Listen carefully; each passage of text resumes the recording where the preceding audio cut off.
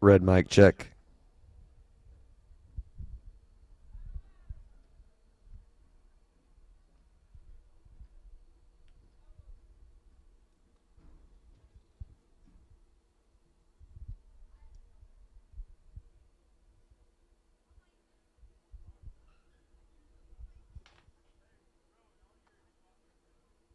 Red mic check.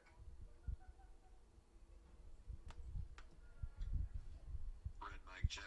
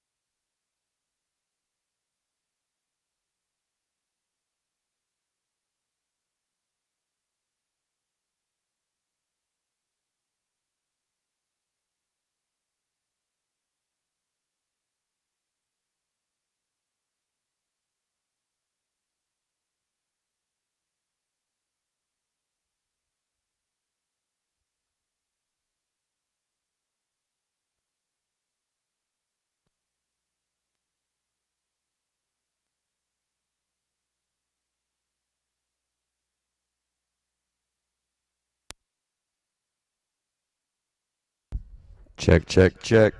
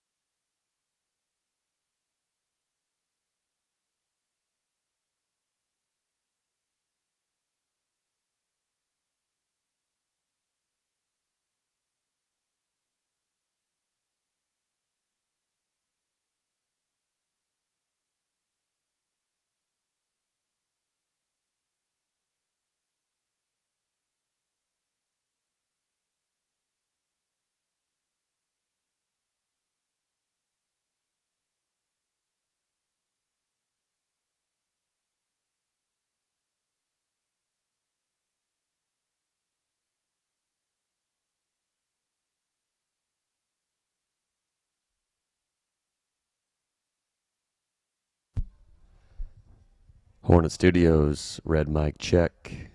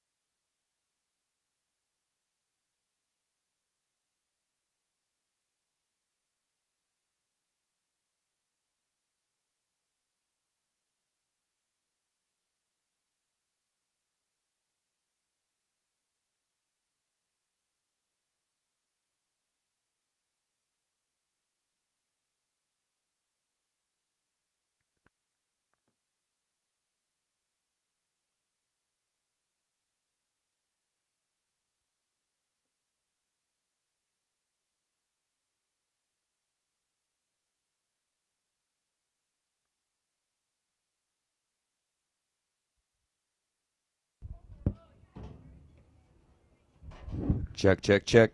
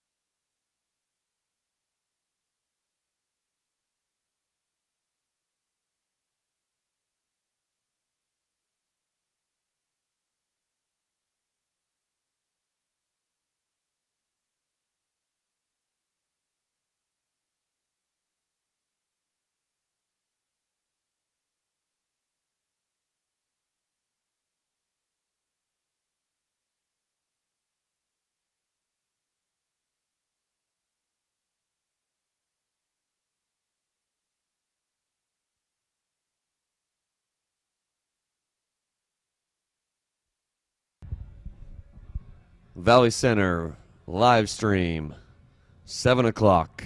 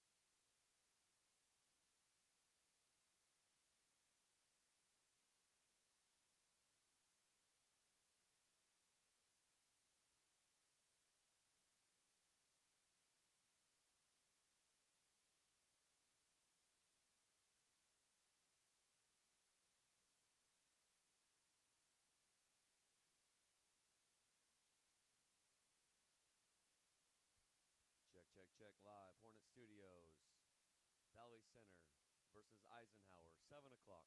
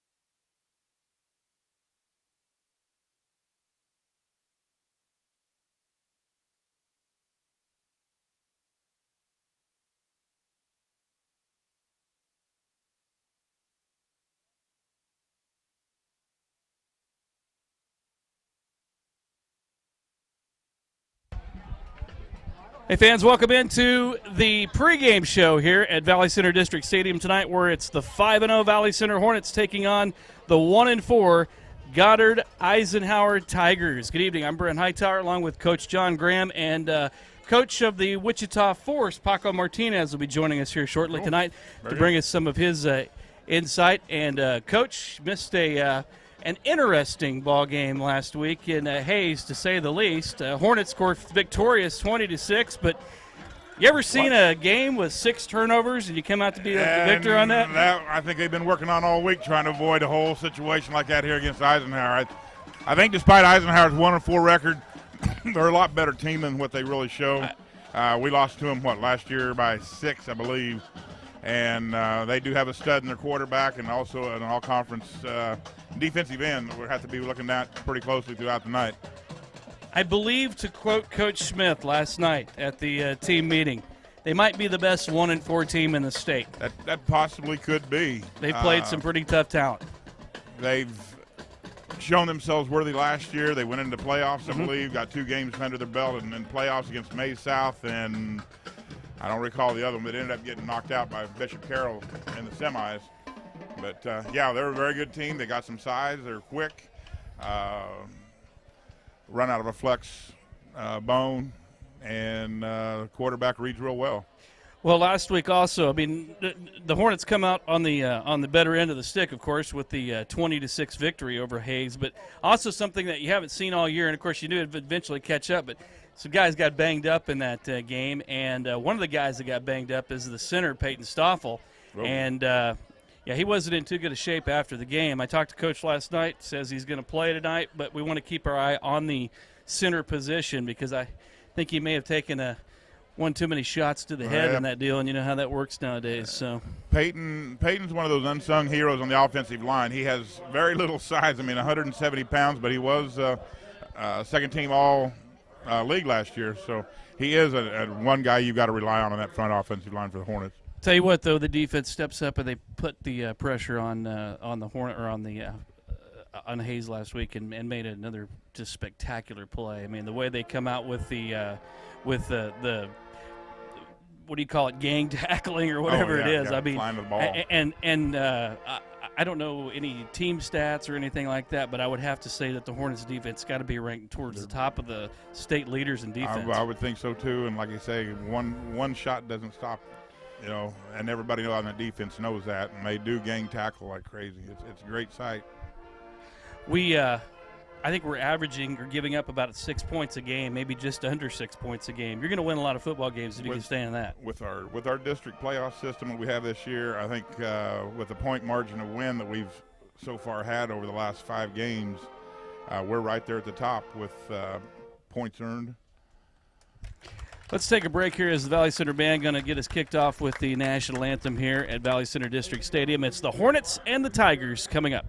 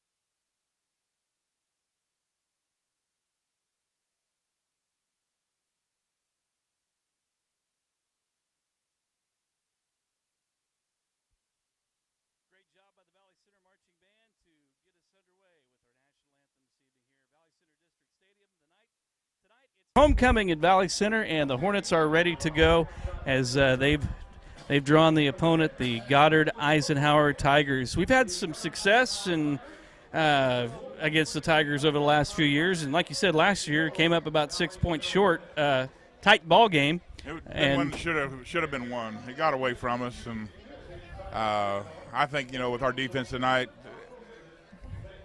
barring no injuries and anything like any other game, we should be in this game and be able to take the win tonight, hopefully 6-0. Yeah, I would think homecoming bring a little more pep to the step and get things going a little bit tonight, so you get a little momentum just with homecoming starting the game. Of course, Eisenhower's going to know that too, so they're going to be ready to go. And there's nothing like coming into an opponent's place to play and taking that homecoming game away from them. So isn't that what we did out at Hayes last week? I think it was homecoming for Hayes. It was Old Settlers Day? Beer Fest, I believe it was. Oktoberfest.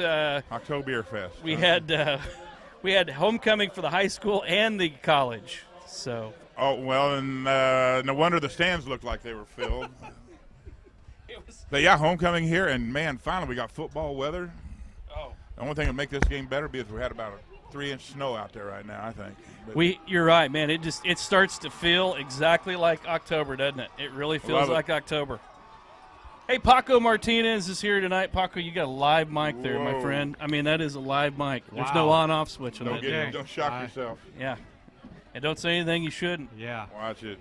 5-0. Paco and I were there last week. Interesting weekend of broadcasting, but we pulled it off the best we could.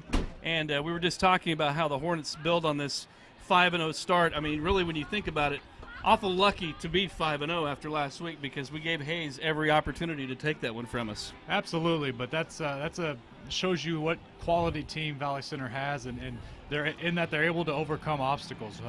We had a game several weeks ago where it was, delayed due to lightning, and they had to come back in the second half, basically play half a game, and overcome that obstacle. Last week, offense wasn't playing well, special teams and defense did a great job and was able to pull out the victory. So hopefully they worked on things on offense and get that all cleaned up, and we can get everything clicking and have all three phases solid tonight. Well, if you when you think about last week, we had kind of it wasn't just putting the ball on the turf. It was pretty much a plethora of the ways to give it to him. Fumbles, interceptions, and here's a stat: 9 turnovers in the last 2 games. The Hornets have accounted, or I take that's 9 turnovers for the Hornets. That's not takeaways, that's giving it to the other team.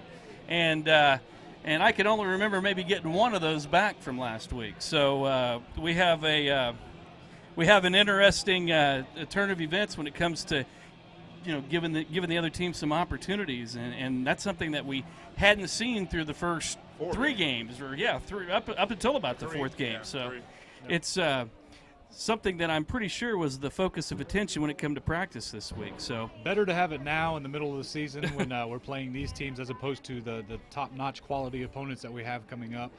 These are things that we can overcome each week, and I'm sure they worked on it in practice this week. And I expect to see a new energized offense come out for Valley Center tonight, and excited to see what they can do. Well, they're going to be having plenty of energy tonight with homecoming, as we'll have the homecoming festivities for you tonight at halftime. So that's another reason to stay tuned in tonight. Want to say hi to the watch party at Spirits. They've got a watch party going on tonight. So thank you so much for turning the TV on, and thanks to Keith Moss and the staff down there for supporting Hornet football. And we're going to bring you the play-by-play as we try to do every week. We apologize for last week. Just we don't know what it was. It was just one of those things. It was a unique experience. We were freezing cold in the first half, and then there was a sweat box in there the second half. So I think we got hazed. By a plethora of yeah, things exactly. that happened. Hey, I do want to give out one shout out, actually maybe 2, but Hall of Famer Bill Eric's wife, she's at home tonight, and Vicky. She watches all the time. She watches it all the time. She's one of the best Hornet fans we got around, and I want to shout out to her. And then brother Jimmy Bobby down in Fredonia, he said he'd be turning. He's back? Yeah, he's back, and probably out in his teepee right now watching the game. So, Jimmy Bobby, if you're down there listening, shout out to you too, and keep it going for the Hornets. And you always say hi to the Smith family watching down there in Oklahoma. So Smith, go ahead and do that. Ben out in Garden City, and Dad Smith down there in Oklahoma. I know, Ben, I don't know if I've seen him tonight, but of course Mike's down on the field. And we want to say hi to Loyal Massey, who's watching tonight. Yeah. He always watches in, and we apologize last week, Loyal, for not bringing you the game, but we'll make up for it tonight. Wish you could be here. If you were going to make one game this year, this probably would be the one game, homecoming tonight. I tell you what, there's a chill in the air. It feels like football. It's definitely October. So let's talk about those turnovers. Hold on, here come the Hornets. They're lined up in the tunnel. I think Eisenhower's playing a waiting game to try and see who's going to take the field first. Yeah, exactly. I guess they're going to wait for Valley Center to honor their home field tonight. They got the smoke going tonight. Hornets going to be in the purple white tops, and here they come, ready to go. It's homecoming night. And looks like Goddard Eisenhower are going to live off some of this momentum as they come out on the field at the same time. I don't know who's flying the drone, but it sure went flying by to the left. You got a good picture of the Hornets running out through the line. There you can take a look at the 5-0 Hornets tonight. There is a drone out there tonight. We're going to be on drone television, I guess. So the 5-0 Hornets. Now, Paco, I'm going to talk to you about this because you're the only guy with any professional coaching experience in this box. So, I got paid. You got a little bit? I've got paid. That's right. You have gotten paid for this. No, let's talk about these turnovers. You got a team that's kind of in a lull like we are, and I'll say it's a lull. It really is of giving up the ball right now. I mean, what do you do to turn that around? I mean, psychological, I'm sure. First thing is just point it out in front of everybody. You have a big team meeting and you say offense. Everybody that plays offense, everybody has a hand in that. You're not getting your job done. And then it starts with the players taking ownership and understanding whether I'm an offensive lineman or the quarterback or the running back or the receiver or a backup, it's my responsibility to take care of the football by practicing like we're going to play, taking care of the football in practice, and then translating that into game time. So I'm sure Coach Smith got on those guys a lot, and that was the big emphasis this week of being smart, and taking care of the football. You have to value the football. This is called football. If you don't value the football, you're going to eventually lose games. And they haven't done a good job in the last two games. And it's going to be interesting to see how they respond this week because you know the defense is going to be hyped up. You know special teams is going to do their job. And that's the big question for the Hornets moving forward. Can they take care of the football enough to win these important games? And it's going to start tonight. We're going to see what they can do. Coach Graham, I'm going to ask you to keep an eye on the coin flip there for a second, but let's get back to that real quick also. We talked about, the defense has really kept the Hornets alive in this, and that defense, it's a smothering defense, and they have really bailed out that offense with those turnovers. Absolutely. Defense wins championships. That's a saying in coaching, and it's true in every level. And we have a championship-caliber defense here in the Hornets. Coach Boone's done a great job, and his entire staff has the defense swarming to the football. That's not a saying. That's reality. It seems like there's 5 guys on every tackle. It's never just a solo tackle. Yeah, it's a team deal. And you never see one missed tackle and somebody, breaking off a big chunk of yardage. There's always 3 or 4 guys there to get somebody if there is a missed tackle. So defense has done a great job. They just got to continue. They can't relax. Let's say the offense comes out and plays great tonight. The defense can't let anything slip. They need to maintain that high level. That's how you win championships, and they definitely have the players and the scheme in place to get that done. What's the story there, Coach Graham? Yeah, it looked like we won the toss, deferred, and probably be kicking to Goddard. So we'll be kicking from south to north, looks like. Yeah. And we're going to give the Tigers the first crack at the offensive possession. So according to the clock, we have 2 minutes and 18 seconds to go if they're going to let that trickle down or if we're just going to get started early here. But tell you what, man, I'll say it once, I said it again, it sure feels like football tonight. And we hope glad that you're tuning in to watch the Hornets take on the Goddard Eisenhower Tigers tonight as homecoming is getting underway. And here come the Hornets out to kick the ball away. Number 44, Aaron Koash will do the honors. Back deep for Eisenhower tonight. They're going to send 2 guys back deep. That's number 6, Caden Roy. He's a 5'8", 150-pound sophomore. And number 3, Colton McKinnon, another sophomore, 5'9", 155. I noticed a couple of freshmen on this roster, so we'll keep an eye on to see how young this Eisenhower team is. They do have I believe a fullback that I think we've got to keep an eye on, too, that's just a sophomore that has some tremendous speed. We'll see him right off the start, I'm sure. Well, Paco, your dad, the public address announcer here at Valley Center District Stadium, Frank Martinez, got everybody up on their feet, ringing their cowbells. It's time to play football. Homecoming 2016, the Hornets and the Tigers ready to go. Aaron Koash with his hand in the air. He's ready to go. And he punches the ball, and it goes deep. And it's going to be number 6, Roy. He's going to bring it up the middle, brings it over to the left side, make it up the right side. And right there to greet him to homecoming is number 10, Sam Weldon. Outstanding coverage. Again, that's a key, something that they've done a great job of, special teams. Offense, defense, and special teams have to win a game. Special teams starts off great. Give some love to Shank and Logan Case in there on the tackle as well. So it's going to start 1st and 10. We got a flag on the play, too. I missed that. First play, and there's a banana on the field.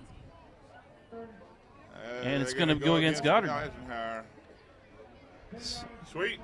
So backs them back even further. So they're going to start inside their own 15, looks like. Yeah, right at the 14-yard line, where it'll be 1st and 10 for the Eisenhower Tigers. And you get a first look at their offense and this Hornet defense that I'm pretty sure they've had some fun getting ready for this defense this week. They're going to be led by quarterback number 9. That's Mason Madzi. He'll go under center. And this offensive formation looks familiar over the last few years. Madzi will keep it straight up the middle and picks up about 4, maybe 5 yards, all the way out to about the 18, 19-yard line there for Goddard.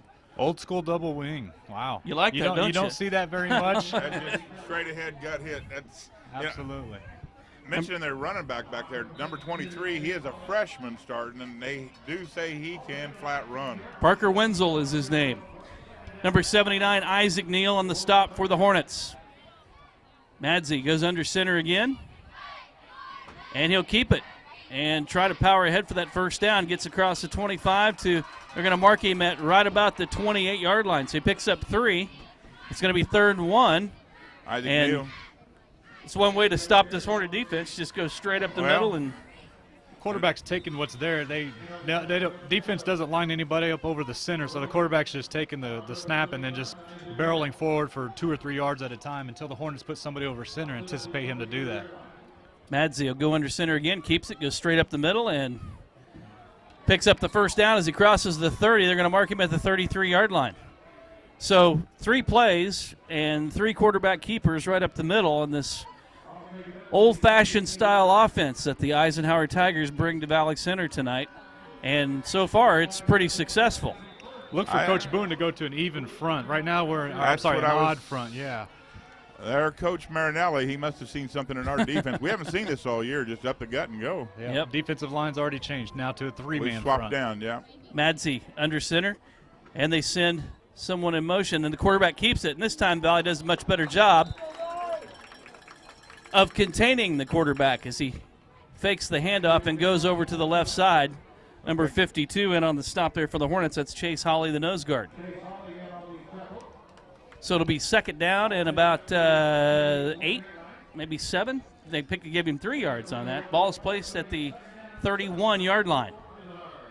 Just underway here at Valley Center tonight. Homecoming between the Tigers and the Hornets. Madzi, and they go with the pitch. Outside to the sophomore, number 3, Colton McKinnon. We got a flag on the play. Took a pretty good pop there as he tried to approach the 35-yard line. Jay Shank in on the stop. It's going to be 3rd down, but there is a penalty marker down. Right there at the 34-yard line. Awaiting the call from the official. And it's holding against the Tigers. So that'll back them up 10 yards from the spot of the foul, put the ball at the 24-yard line where it'll be, take a guess on that there, Paco. I'm going to say 2nd and 15 maybe? 2nd and 14, yeah. Penalties like that are killers for this style of offense. I was going to say. This is not a big play offense. It's a very much 3 yards in a cloud of dust type of deal. So when you put yourself in 3rd and 14 or 2nd and 14, it's going to be tough for this offense to get out of that scheme and pick up some big chunks of yards. Madzi They run the option pitch this time, and it's number 6. The Hornets do a great job, Heck of a job of there. containing their number Sammy 6, Roy. Tyler Boone had Donnie Donnie Boone on Boone. the tackle. And I like that's the way what I like the way they read that. You know, they get at the outside and force that running back to have to cut back in toward flow. Defense is right there to clean up on them, but you know, Donnie has done that all year out there. he's done that for 3 years. Yeah, well, that's true. Very But- well coached defense, like you're talking Yeah. about. As an offensive coach, you always tell players never turn back inside because that's where all the bad guys are. You Always bet. try to get to the outside, and Hornets defense does a great job, like you were saying, of keeping them from the outside. Madsey will go. He'll throw this time, and Pitt throws to number 27. That's Tyler Trudeau, and not much there. As in on the stop is Dalton Cross. I believe that's Dalton Cross making the 81, stop. yeah. 81 makes the tackle for Valley Center, and that'll make it a 4th down and 9. That'll force the Tigers to punt. Back deep for the Hornets. It'll be Terwilliger along with Dalton Cross to try to return this punt. If I can get a number on the punter there, looks like number 22. It's 27, Tyler Trudeau. Punts from his own 20. Gets a good foot into it, and it's going to be Terwilliger. And immediately gets hit. Gain 3 maybe? Yeah, maybe 3. Maybe 3, 4. Had a little momentum going towards the north, but Yeah. right there to meet him was Eisenhower. In on the stop for the Tigers, number 10, Evan Ellingson. That kind of catch always scared me. Yeah. Coach. You're running up to the ball, and about 5 times out of 10 it'll hit his shoulder pad and go bouncing out. I'm not a big fan of the return punt in high school football. Hey, those kids release so quickly, Yeah. they're in your mouth and face before you know it. So here comes the Hornet offense. They'll start 1st and 10 at their own 40. Lang will go from the long snap. Caleb Rains to his left. And they hand off to Caleb Rains. Up the middle he goes, trips up over the 40, up to about the 42, 43-yard line. 42-yard line is where they're going to mark him. 2-yard pickup for the Hornets, 2nd and 8. Number 2, Adam Brown. And on the stop for the Tigers. Like that first call, get things going? Yeah. He's going to run hard. You know he's taking care of the ball relatively well over the season, so give it to him. Get this offense settled into the game, and let's see what they can do the rest of the drive. Hornets will go trips down low, and Lang will look that way. Throws inside. Love Here's it. Terwilliger. Takes a step backwards, trying to get to that 1st down marker. Still on his feet to the 45, all the way up to about the Eisenhower 43-yard line. Number 10, that's Ellingson making the tackle for the Tigers. And that's good enough for a Hornet 1st down. They'll mark it just shy of the 43-yard line. 1st and 10 Valley Center. About a 14-yard pickup for Terwilliger. And they go straight back with the running back, Caleb Rains. And there's a flag on the play as well. Right at the line of scrimmage. And I think Caleb may have lost a yard on that play. Yeah, the defense is starting to jump the snap count. You can see the linebackers creeping up to the line right as we snap it. So I'm sure coaches have seen that as well. Look for somebody to go on to and to get the defense to jump off sides here. I'm going to bet this is a holding call against Valley Center. And there it is. You are efficient. It's on number 50. It's on Zach Williams. This is one of those officials where you're a college or a high school kid. You don't like them giving those numbers. No.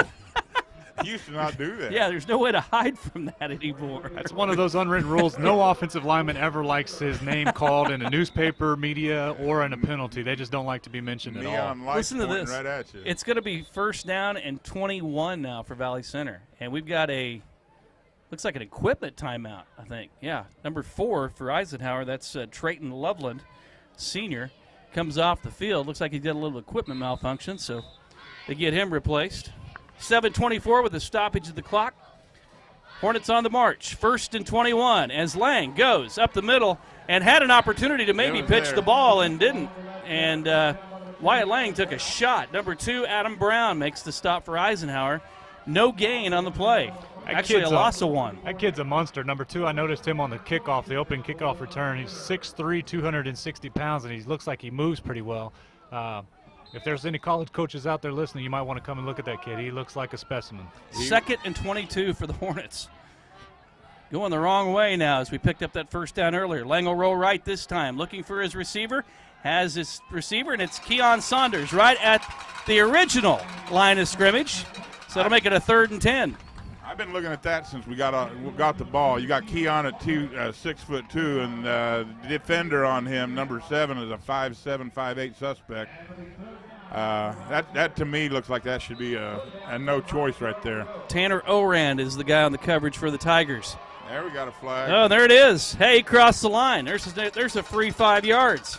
So it's 3rd and 9 and make it 3rd and 4 now, as the penalty is going to be for encroachment, I believe, on Eisenhower. Never turned down a freebie. Boy, I hope it's encroachment. We'll hear the call. Facing that way. It is encroachment. That'll make it 3rd and 4. Gets us a little closer to those sticks. That's more of a manageable 3rd down, wouldn't you say, Coach? Absolutely. The defense is really eager. You can tell they're trying to jump the snap count like we talked about. I think that's going to be a weapon for the Hornets all night. Lang, long snap, sets back the throw. He's got pressure, but he's got time to run, and he's going to pick up the 1st down and more across the 30, all the way up to about the 25-yard line. He goes out of bounds. Wyatt Lang makes a great job of adjusting. Number 7 pushes him out. Oran from Eisenhower. And what looked like disaster, Lang just athleticism there got him the 1st down. That's one of the things that a running quarterback can do. It kills you as an opposing coach to see a play that's covered well and you still give up a 1st down. A kid just makes an outstanding play with his legs and able to pick up the 1st down. It's 1st and 10 Hornets from the 25. Lang, long snap, hands off to Caleb Raines, and not much there, as Eisenhower is swarming and taking that running game away from Valley Center right now. What are the adjustments you make?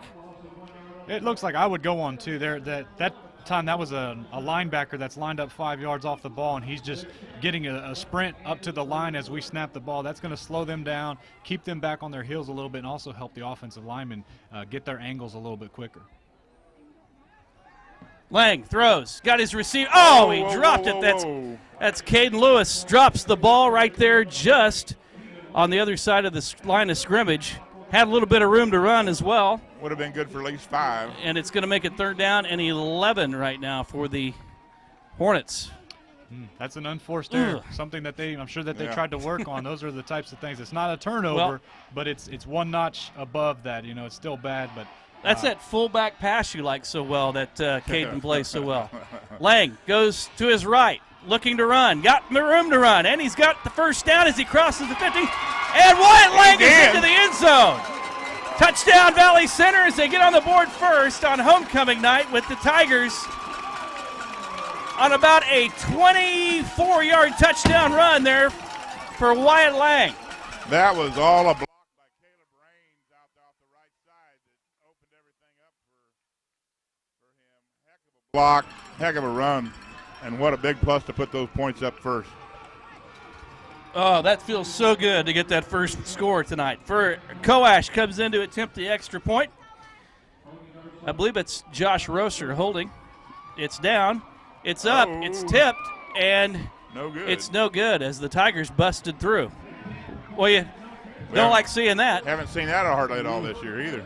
2 minutes and 32 seconds on the drive for the Hornets as they go 60 yards and put it in the end zone. Not a pretty first drive with a couple of penalties kind of stalling us out, but they get through the adversity and put it in the end zone. Absolutely. You responded after a not-so-great week last week. Offense was obviously an emphasis this week in practice, and they came out and they responded. They didn't do everything perfect, some penalties and a drop, but at the end they got 6 points on the board. And that play is something that a coach will call. Just run some deep routes. Quarterback, if you don't like it, pull it down and go. That's a backbreaker for defense. Everybody did their job, but Wyatt Lang did his job a little bit better. And the bright spot on that drive, no turnovers. So it's nice to get that first one in and build on it. 6-0 Hornets lead it. 5:49 first quarter. Coash set to kick off. Back deep, it's number 3, Colton McKinnon, and number 6, Caden Roy, the 2 sophomores for the Tigers, standing at about their 7-yard line. Coash going to try to really put his foot into this one, and he sends Roy back to the 2. And he runs to his left, got room to run, and a big hole. Still on his feet. Roy got one man to beat. Still, as he crosses the 40, the 35 to the 30. 20, 15, 10, 5, touchdown. Eisenhower as they immediately answer the Hornets' first score with about a 98-yard kickoff return from number 6, Caden Roy, the sophomore. Wow. Ouch. You know, you get the offense back on track. The defense has a stop, a series and a stop, and then the special teams gives up a big play like that. That's not good to see. That's just lack of effort. Those are guys just sitting back and relaxing a little bit, saying, all right, offense is playing good, defense is playing good, special teams, we can take a breather. That's what happens whenever that attitude gets in there, and unfortunate for the Hornets there. Well, that's not what you want to see. I got a feeling with our kickoff team they'll be watching that widescreen down here in just a minute or two and just see what happened. So what was a 6-0 lead for the Hornets to start the game is now a 7-6 Tiger lead, and that only took about 17 seconds, actually about 15 seconds. 97 yards is the official number on that, not 98. And it got a little quiet over here on the Hornets sideline. Well, that's unfortunate. It's done. Here's another special teams play. Now the Hornets have a chance to go out and do their part on special teams. The kickoff return unit coming out. We've got a lot of older guys on this group. Get your block, hold your block, give our returners some time, and let's see if we can't make something happen like just happened for Eisenhower.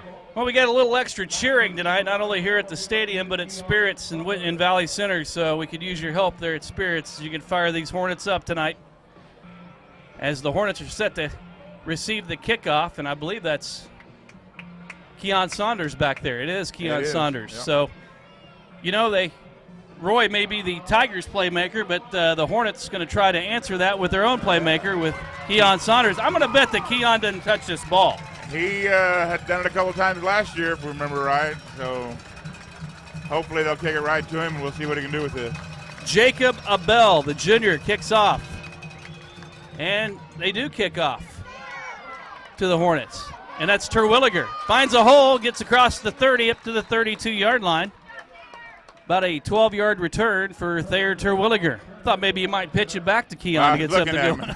I think he was just adjusting the ball. He had it. It looked like he was thinking about something. Well, you want Keon to handle the ball as much as possible. Yeah, but be smart with it. Just take care of the football. You want your offense in this type of situation. We keep harping on it, but the offense, I'm sure, was the focus of this week's practice. They did a great job on their first drive. Let's see what they can do on the second drive. Give them the football with some field position, see what they can do. They'll start on their own 32. Lang will go under center this time, a full backfield. Handoff inside to Caden Lewis. And gets tripped up right about the line of scrimmage and leans forward to about the 33-yard line. Picks up one, number 4. That's Tayton Loveland, the stop for the Tigers. Be 2nd and 9. Well, they're not letting anything on the inside tonight. No, those linebackers are doing a good job of filling the gaps that the defensive line are creating, and look for the Hornets to attack more outside or even get the passing game back in. Those short 5-yard hitches, they're going to give it to the inside receiver. Take advantage of that all night. Yep. 2 receivers up top, same set for the Hornets. This time it's Raines. A little bit more, he gets hit, gets thrown even further, maybe closer to a first down. Number 1, Austin D'Angelo makes the stop there as they down him at the 41. About a yard short, be 3rd down and 1. If you're ever going to get tackled, it's always good to have somebody throw you another 3 yards straight ahead. Yeah, exactly. I don't think the defender had a choice. He really didn't. It was a TD if he didn't. It was either that or take a ride. Yeah. It wasn't a swing dance move for the dance tomorrow night, I don't think. No. But nonetheless, we'll take the extra yardage there. 3rd and 1 for Valley Center. Lang will go under center. Lang will keep it and scoot all the way up to the 44-yard line. He had no problem getting through there. He might have been able to run a little further if he wanted to. Number 5, Tanner King, Jr. makes a stop for Eisenhower. Make it 1st and 10 Hornets at their own 44-yard line. 4:19 in the first quarter. Hornets trail it 7-6. 24-yard touchdown run from quarterback Wyatt Lang, and then the Tigers answered with a 97-yard kickoff return. That's how we sit. Lang will go with the long snap this time. Fake it. He'll go right. Not much there. Wyatt Lang gets tripped up, and looks like the Tigers may be anticipating a little more quarterback run tonight on this drive. Yeah, that time defensive line did a good job. 46, the defensive end out here, shed his block and was able to keep outside contained. The quarterback kept the ball on a little quarterback counter, it looked like. Able to tackle Lang in the backfield for a loss of 3, bringing it up 2nd and 13. 2nd down, 13. Lang, long snap, going to roll right, find his receiver. He's got Keon, and Keon did a good job of playing defender on that one as he knocked it down from the intended receiver, which happened to be the defensive back there. Maybe and, a foot higher, and Keon would have out-jumped that kid. But that was a good play on his part by knocking that pass down, because it could have easily been taken back or by Goddard. Makes it a long 3rd down and 13, Coach. They've tried that play several times. They've had Keon run 2 comebacks. Previously, we completed one and incomplete the other, and that time they tried to catch that corner sleeping and run a post. Unfortunately, the throw wasn't good enough, and Keon couldn't make a play on the underthrown ball. Hornets will go trips up top. Lang will take the long snap. Caleb Raines to his left. He'll set back in the pocket, got time to throw, and he's got his receiver, and it's picked off just over Keon Saunders this time. And number 7, Tanner Oran there to pick off Wyatt Lang's pass as he's tackled at the 45-yard line. Keon can jump, but not that high. Yeah. And maybe I shouldn't have said anything about that Oran kid, because he's playing well on defense back there for him. You got to give him credit. He's not. He's stepping up to the challenge. Keon's a specimen out there as well, running that receiver. Looks like they're making him cover him one-on-one as well. He's done a pretty good job tonight on him, and obviously in position to make that interception. Right. That's Wyatt Lang's 3rd interception in 2 games, and the Hornets' 10th turnover in 3 games. Handoff inside. They go to the fullback. I believe that's Wenzel straight up the middle. Got a penalty, late penalty coming in as well. 2-yard pickup there. Depends where they mark him at. Looks like a 2-yard pickup. It'll be 2nd and 8. We'll wait for the official's call here. If it's that late, it kind of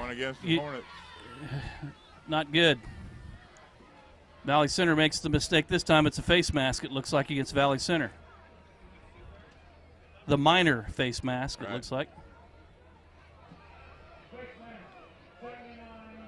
It's on Isaac Neal. It's an automatic 1st down, too, so. They didn't mark it. It looks like it's just going to be first and 2. 1st and about 2, I guess, is what it is. Madsey, the quarterback, under center. Inside handoff. There's the fullback. Yeah, they keep it. They move it. They confused me on that one as well. I had it wrong, too.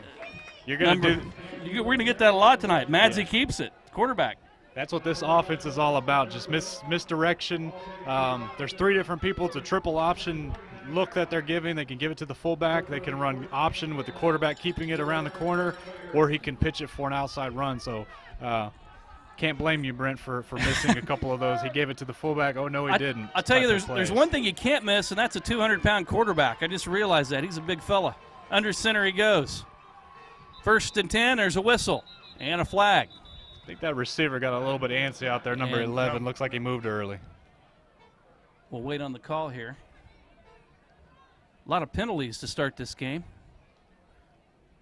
2:51. This one will back them up at least 5 yards, if not 10.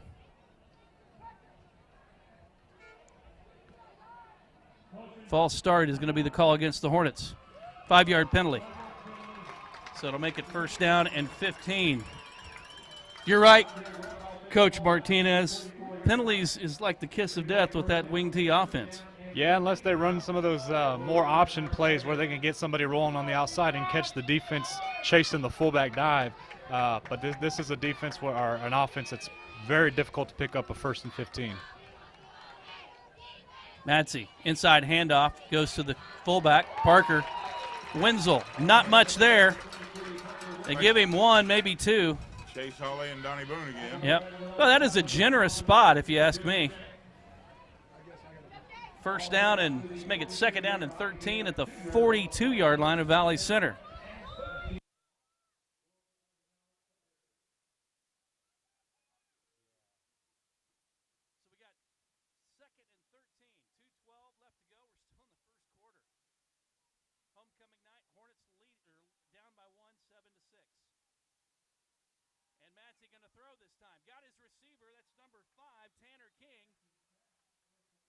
Incomplete. He had it and dropped it. marking it as complete. Oh, they are going to mark it a catch. This Eisenhower team has a lot of size. They got some big kids and good height and weight on a bunch of these kids, and it's going to be a tough matchup for that Hornet defense. They've done a good job so far, and a big down here, 3rd and 4. Was I seeing things there? The side judge, he called it incomplete. That's what Coach Smith's talking about. Coach Smith is talking about this. The side judge called this pass incomplete, and they marked it as a completed pass. And it looks like they're marking the ball I knew wrong. I didn't see anything. This guy's marking it about a yard shorter. There you go. Going to move it back. Going to bring up 3rd and 5. Okay. So it brings it down. They lose a yard. Better yet, the Hornets gain a yard on this. They'll make it 3rd down and 5. So it was a completed pass. Madsey under center. Inside handoff to Wenzel. Tries to pick up that short yardage for that first down. Gets about 3 of it. It's going to be 4th down and 2. Decision time for the Tigers. They will go for it. I would think so.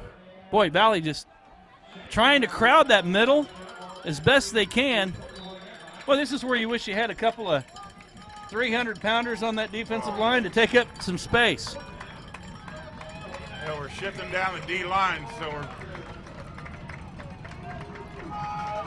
So they're coming right up the gutter. They're going to pitch this thing out and get rid of it and go right outside. Watch for the quarterback on an outside Bring option. it on the inside, exactly. Inside. And the ball was bobbled. Number 2, I believe that's Brown, the ball carrier. That's their all-conference D end in there. You want a piece of chunk of meat there. That kid's 265, 6'5", 6'3". Yeah, just, just when you thought the refrigerator was done, he's back. They're fortunate they held on to that. There's quite a bobble with the exchange there. Yeah. Well, he's a big kid. Good one to have back there. If it was prime rib, he wouldn't have dropped it. No. You notice But the coach got nonetheless, him out right away. You did your job. Get out of the game. We're going to give it to our sure-handed players now. 1st and 10, Eisenhower from the Hornet 28. They're on the march. 29 seconds and counting. Wide run. Pitch to the left, and the Hornets do a pretty good job of sniffing that out. Number 3, McKinnon takes the pitch from the quarterback. And number 8, the junior Patrick Gilling makes the stop for Valley Center. Imagine Eisenhower's going to let this clock run down. We got 10 seconds there. This is a style of offense. They want to make this game go as quick as possible, get as many first downs, and be ahead when the clock runs out. Run it all the way down to quarter. That's the end of the first quarter. It started out exciting with the Hornets on a 24-yard touchdown run from the quarterback Wyatt Lang, but it only lasted for about 15 seconds when the Tigers answered with a 97-yard kickoff return, and they lead at 7-6 here as we end the first quarter. Don't forget homecoming coming up tonight. Homecoming with the Hornets. No Got lots of tonight. stuff. No dance tonight. Tomorrow night. Bum it tomorrow. We'll do it tomorrow night. So we got 12 minutes in the book. Got to make some adjustments out there, especially on the defensive side right now. What do you do? Just be patient. Just go over our defensive assignments. With this style of offense, every player generally has 2 responsibilities. First, you stop the dive, you 3 or 4 inside players.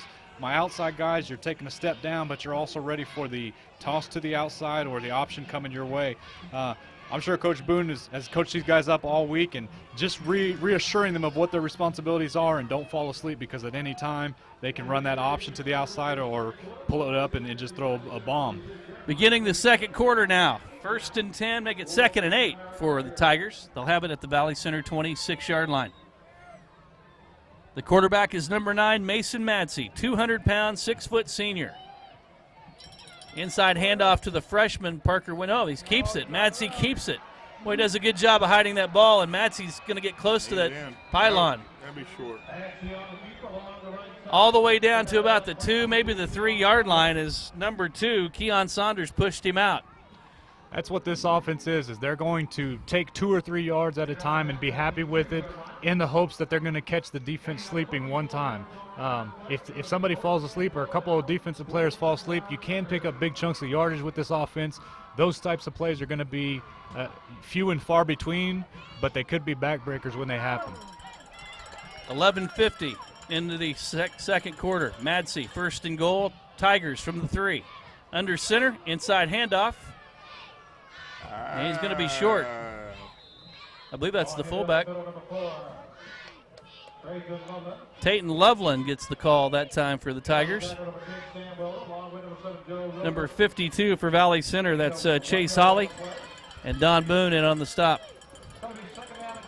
Second down and goal. Looks like it ball's at the 1 yard line. They give him 2 on that carry. If I had a 200-pound quarterback, I know what I would do right now if I was the Tigers. But they hand off inside. And there's a touchdown. The official signal from the side referee. You know, with that big of a quarterback, when you've got a 6'3", 335, 340-pound right tackle, I think I also know where I'd be driving my truck. Yeah, exactly. That kid is a beast. I don't think we've seen anybody that big this year.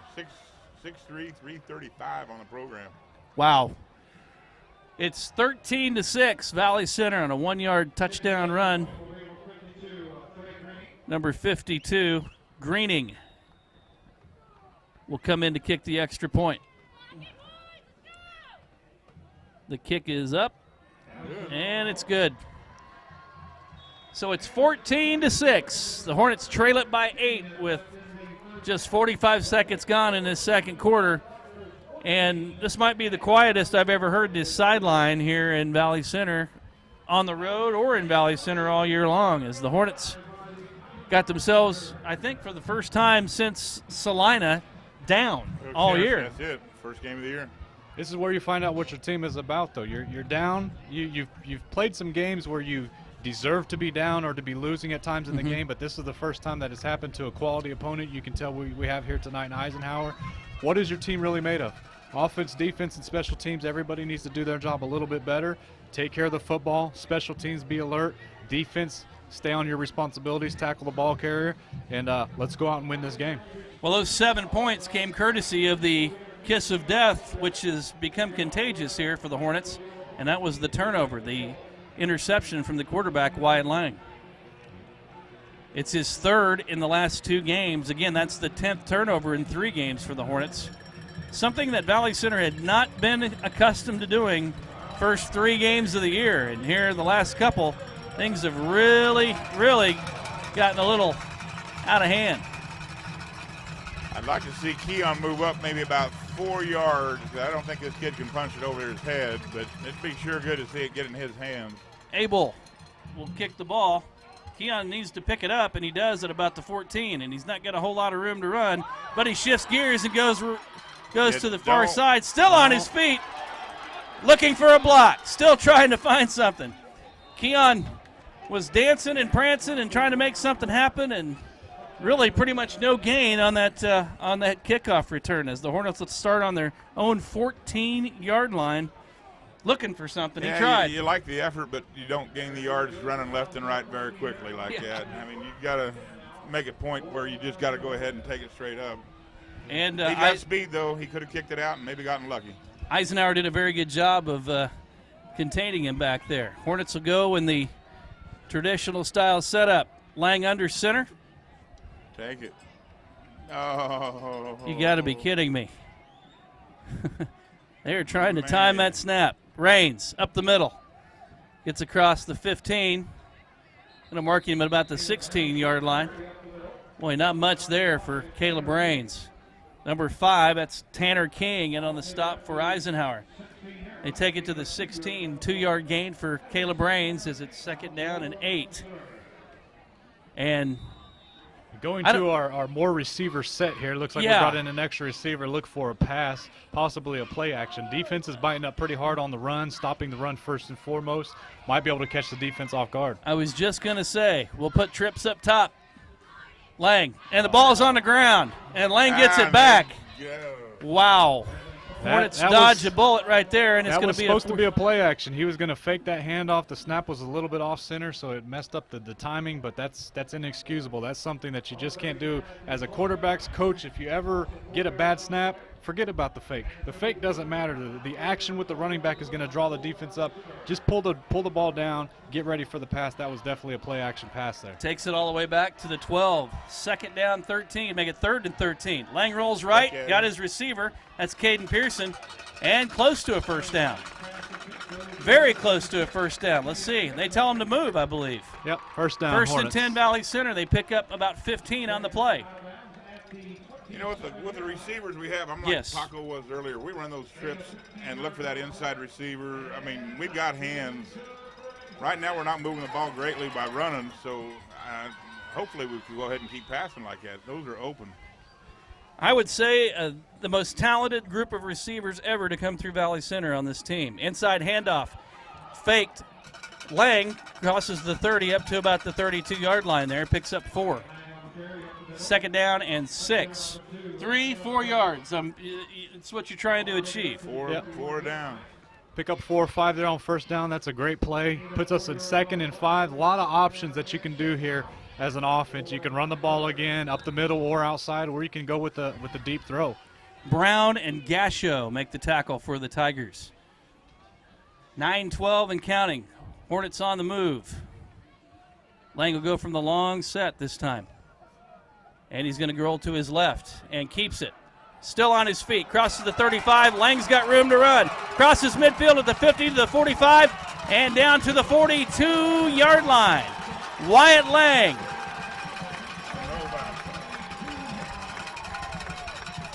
About a 26-yard run. Make it 23-yard run for Wyatt Lang there. Wow. 27 is the official run on that. I'd be doing a lot of that. Look, boy, he's most dangerous when he's got the ball in his hands as a runner. Just drop back and run a quarterback draw, have our big tailback lead up in the middle, block their 6th defender, and he could get to the second level and make some big chunks right there on offense. He has definitely made improvements to his running game on this year. Fake handoff to Raines. He'll keep it this time. Lang over the left side across the 45, and there's your favorite fruit on the field. And that'll come back. That's probably going to be a hold against Valley Center. That's what happens. You get yourself in those situations. We talked about this last week. That was one of those moves where maybe the quarterback set up that holding call. Yeah, the only thing on this one is, though, let's get the penalty first. Yeah. It's on number 54, Brett Ham, the senior. The only difference this week is that's a natural play. That's just a zone read there. So the offensive line has to know it's a possibility the quarterback could keep it and go pop it to the outside. That wasn't just a scramble like last week where, the offensive line didn't know if he was be out there. That was a high probability Lang was going to keep that and be on the outside. So that's just an unforced error on the offensive line. 10-yard penalty puts the ball in Hornet territory. Throw in 49. Lang will throw this time. Got time. Got him. Throws, and he's got his receiver. And that is number 25, Tyler Brown, the junior. And there's a flag on the play. And it's going to be a roughing the passer call probably against Eisenhower. Wyatt Lang. That's a 51-yard touchdown catch to the junior Tyler Brown, who just had his man beat by 3 or 4 steps. You could have ran that one in. I might have been able to pull that down one-handed, even not. He ran by him like he was standing still. I was watching that receiver to see what they were going to run out there and just ran a post, blew by him. It wasn't even close, and Lang threw a dime, dropped it right in there. Great play, huge play, momentum changer for the Hornets. I believe we're talking about the penalty down here, it looks like. I don't know if that'll be assessed on the kickoff or if it will be – or the Hornets may want to go for 2 here. Yeah, they might just take it, push it up to the 1.5 and go for 2. Decision-making time for Coach Smith. Who's our refrigerator Perry to put back here? It's not Blaine Hightower. I know that. Got Jordan Swindle in there at 307 pounds. Blaine would be in there. He'd go over the top, huh? It's roughing the passer is the call, personal foul. On the kickoff, then. They call it on, they said number 1, is that right? Number 1, I believe so. Austin D'Angelo. Pointed the wrong direction, but what he said was the defense number 1. Oh. Looks like the Hornets are going to go for 2. Valley Center going to try to tie this thing up with 8:20 left to go in the first half on homecoming night. Looks like we've got number 7 in at quarterback running a little bit of wildcat action. Josh Rocher brings a little bit more beef at that cornerback position. Josh is usually playing linebacker on the defensive side. He is the backup quarterback, I believe, for the Hornets. I'm sure Coach Smith hates this right now. You're letting the defense see what you're trying to catch them off guard, and you got, official has to run back and get his flag. They're able to see what's coming now. They know that's not the natural quarterback in there. Let's see if Valley Center can execute still. They got Donnie Boone in there, too. Well, We got all the guys that Something they must have been practicing. they got all the guys that know no pain. It is the Wildcat set. Motion. And the Hornets going to change the play. Smith going to go up the gut. looks over, 11 on the clock. Tells Donnie, leave me home. Donnie, get over there, Donnie. Rocher straight up the middle, and he's in there. Heck of a job. And the 2-point conversion is good. Valley Center ties it up, 14-all, 8:20 left to go in the first half. And just an incredible drive there. A little adversity stopped him. Possibly another turnover that Lang was able to recover.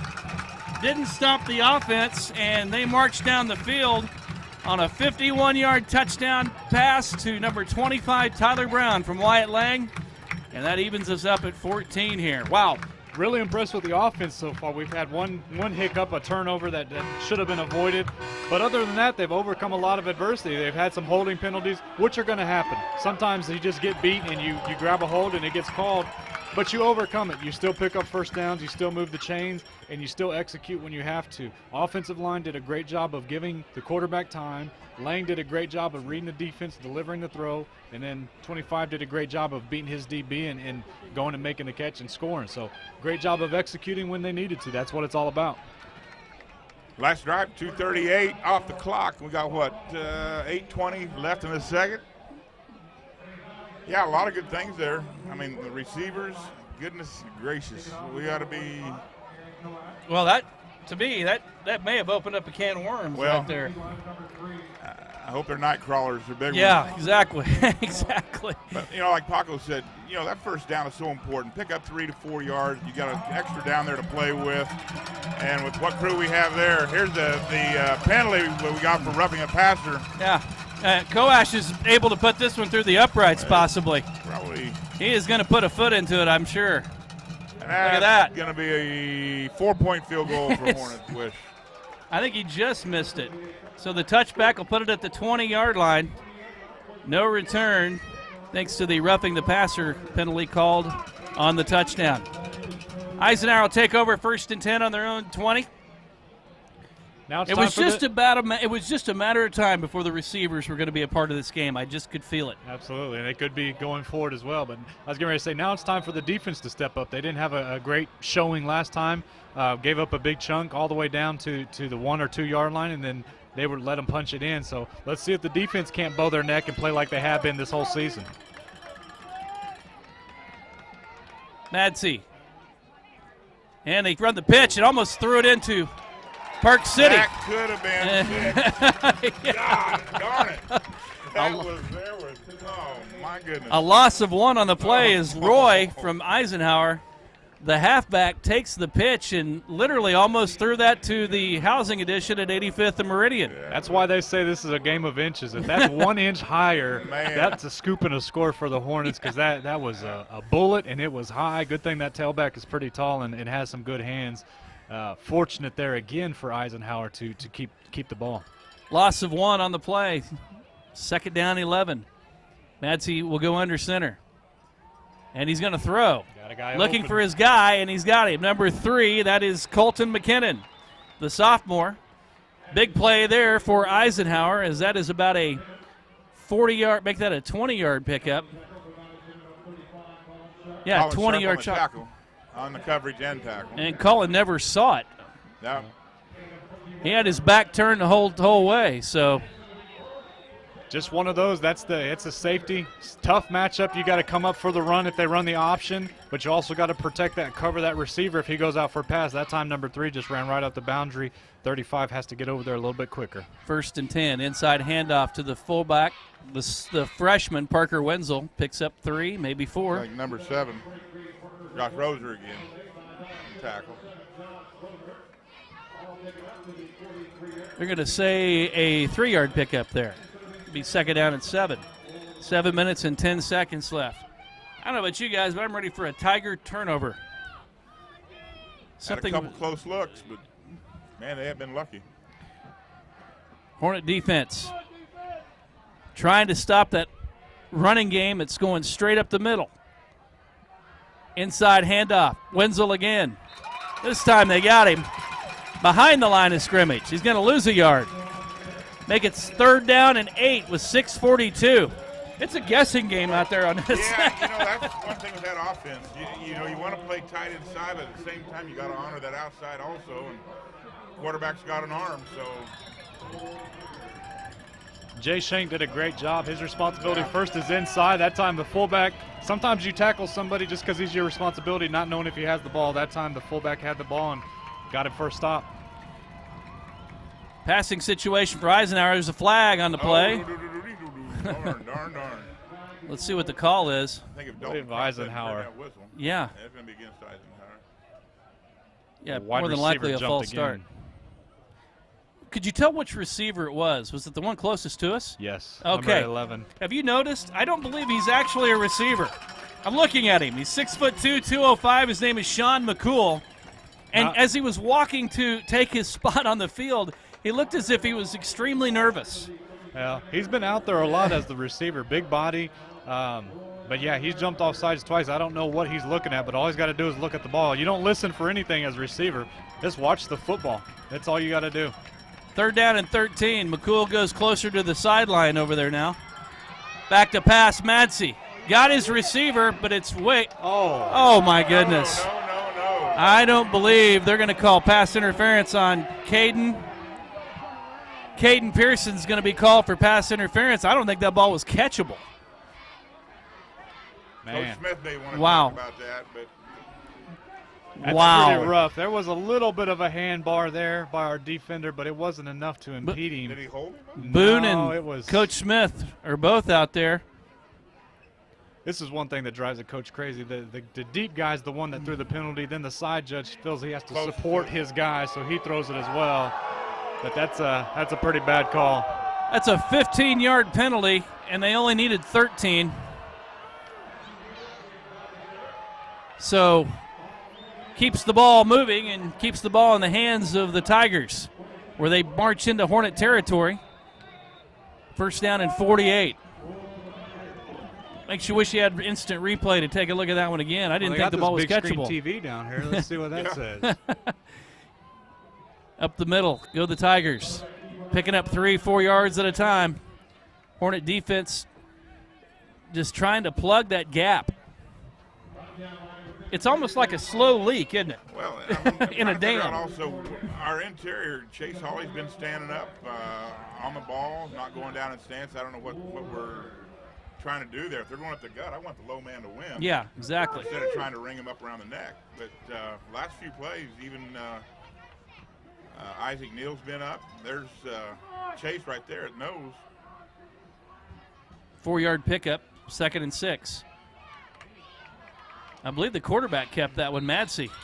Coach Graham, I think what I'm seeing they're doing there, they haven't hit no stand up, and they're just deciding which way he's going. He's going to go left, so he's just shooting to the left gap, and our linebacker that's in the middle is going to the opposite gap. So it's a way to fill 2 gaps at once to stop that dive. I understand what they're doing.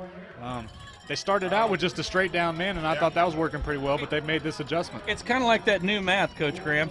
Yeah. This is something you would have never come up give with. me Ernest T. Bass math anytime you got it. 3rd and 3, Valley Center trying to stop the Tigers. Wanting the fans trying to get them cranked up.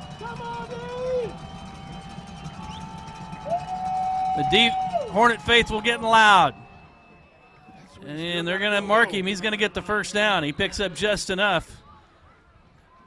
As I cannot see who's carrying the ball. I believe that was the quarterback. That's a quarterback. He just kind of ran a quarterback sneak over the right side. That time he guessed the nose was going left, and he picked right and They're picking on that Kenworth they got up there on the line. And he's making enough hole for that offense to keep moving towards the north. defense just has to stay patient. Stay with your responsibilities. Don't get lazy. Don't get, back on your heels. Stay with your keys and don't let them make a big play. 4 minutes and 18 seconds. Boy, Goddard is keeping that Hornet defense on the field. Number 7. Rocher makes the tackle as he wraps up the running back all the way down to the 35-yard line. 1st and make it 2nd down at about 6. I think it's 2nd and 7 according to the scoreboard here at Valley Center District Stadium. 3:50 and counting. We're tied at 14. Valley Center trying to stop this wing T offense that the Eisenhower Tigers bring to town. In motion. The fullback. Nice. Not much there as Parker Wenzel runs into a Hornet Jay wall. Solly and Rozier.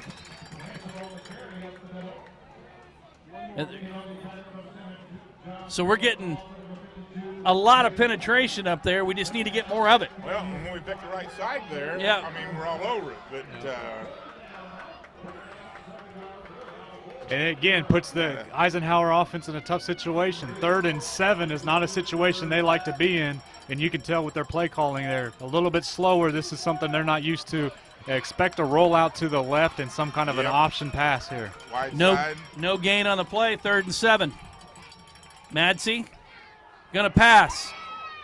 And got his guy, and he's wide open. And he may be going in. And Hornets knock him out of bounds. That's number 6, Caden Roy. Gosh darn it. Just about a hand too late as the Hornets tried to knock it down and snuck it in there. Madsey threw a laser to his receiver, Roy, that time. I think it was number 86, our left corner out there on Caden defense. He made a mistake technique-wise. He had him covered pretty decently, and he's got the sideline to help him, and instead of going with his right arm and trying to knock the ball down, he went with his left arm, overextended himself, turned his back to the receiver basically, and if you miss in that situation, you're going to give up a big play. That takes the ball down to the 12-yard line of Valley Center, 1st and 10. 2:44 left to go. Handoff inside to Parker Wenzel, the fullback, and he's close to another first down. As he crosses the 5-yard line, I believe, to the 4. Going to be a little bit short. Second and 1 or 2 from the 3 or About 4 1. yard Yeah, they're going to call him at the 3. He needs to get to the 2 for the first down. So it'll be 2nd and 1. He's that freshman we were talking about. He'll be over there at Eisenhower for the next. Yeah. Goodness.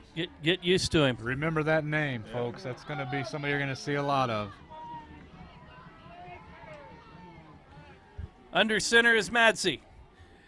Hands off inside. Not much there as the Hornets wrap him up. Maybe a loss on the play. Makes it 3rd down and 2 possibly. Donnie Boone in on the stop for Valley Center.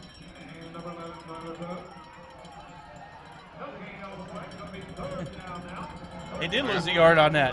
3rd and a yard. What do we got? 3rd down and 2. 1:39 left to go on the clock. The clock is ticking inside this second quarter. Madsey going to keep it. Muscles.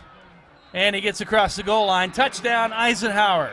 With 1:27 left to go, they take the lead once again, 20-14, as they answer the Hornets' score.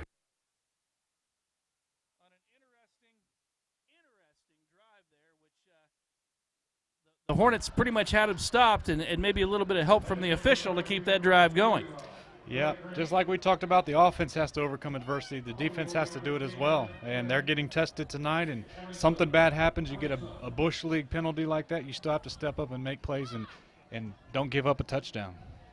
And number 52 in to kick the extra point for the Eisenhower Tigers, Trey Greening adds it on, makes it 21-14. The Hornets trail it by 7. And 21 points is pretty much just about as many points as the Hornets have given up all year. Yeah, for sure. And the defense has never been in a situation like this all year long. So, and this game is playing out exactly like Eisenhower wants the game to go. That drive was 6 minutes and 45 seconds off the clock, and they put up points.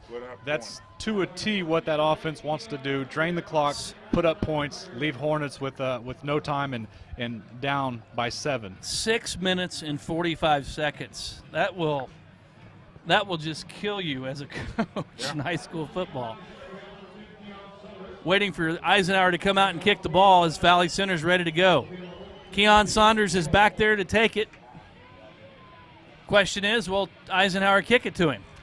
Big thing here on special teams is don't try to do too much. We got 1 minute and 27 seconds. We have 3 timeouts. Don't run around back there. Just try to get north and south. Get what you can.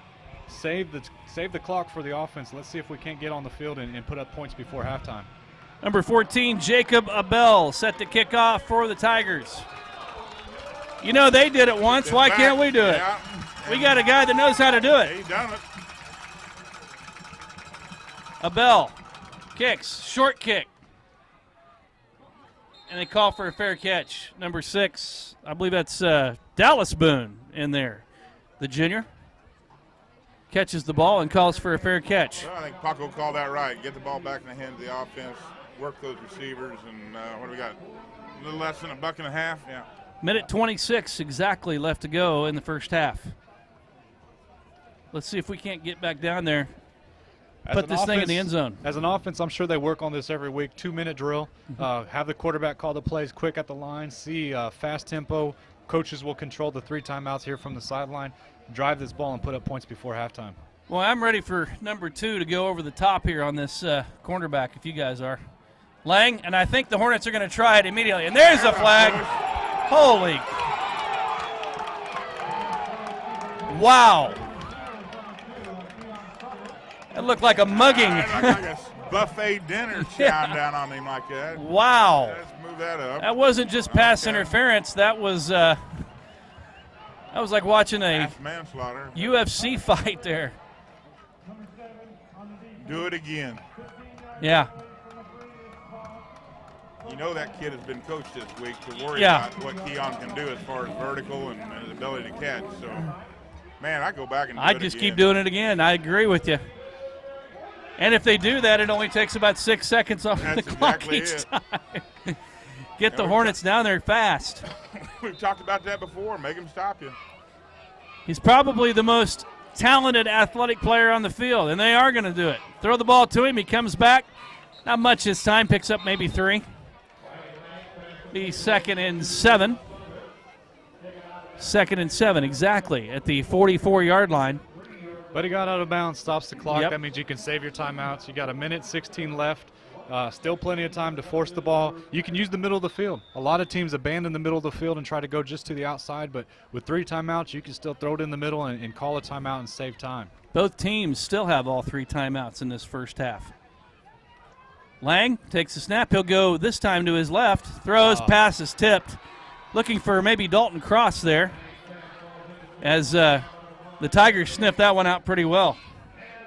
Anticipating the snap count again. They brought a blitz with the linebacker and just read the snap count perfectly and able to get pressure on the quarterback. We had a receiver out in the flat. Number 81 was wide open with nobody deep behind him and could have been a big gainer, but they guessed right and put the Hornets in a bad situation. 3rd and 6 here, or 3rd and 7 here.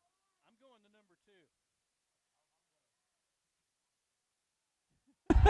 And we're going to throw, and nobody's there. Pass is incomplete. Not sure who it was intended for. Maybe Brown. Falls to the ground at about the 38-yard line. Dalton Cross was open down the middle. And now the Hornets have got to punt the ball. 4th down and 7. Yeah. As Only worked about 20 seconds off the clock. Zach Williams comes in to punt, and a lot of time left for the Tigers. And we need Zach to really get into one here.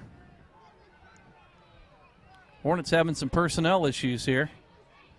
The punt, snap, and not a very good kick. Straight up in the air. It's going to land at the 40 and take a Tiger bounce as number 15, Jay Shank, stops it at the 42-yard line. So if you had 1:08 left to go, and you know what? I don't think there was any clock time run off on that. Was it 108? Still was 108? I believe it was.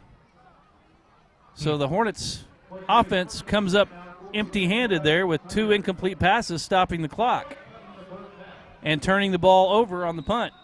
Now a real interesting situation. Ooh, a lot of time left and 3 timeouts. Defense secondary can play off a little bit. Make these guys drop back and just throw their regular routes. Don't get caught up in their full offense, worrying about the run so much on this drive. Madsey going to throw. Rolls out. And it's incomplete. Pass intended for number 3, McKinnon. in on the coverage sharp. 2nd and 10. We may have got for lucky Goddard. on a late hit over there on the quarterback. I saw that as well, and he got up a little bit slow, and we got a Little bit slow when stoppage. You got Chase Hawley and Sammy on him. Well, and I'm a little bit shocked that with a 7-point lead, you come out throwing the ball. Yeah, they're greedy. They want points just like anybody does. This offense, they're still in the same formation with the 2 wing backs.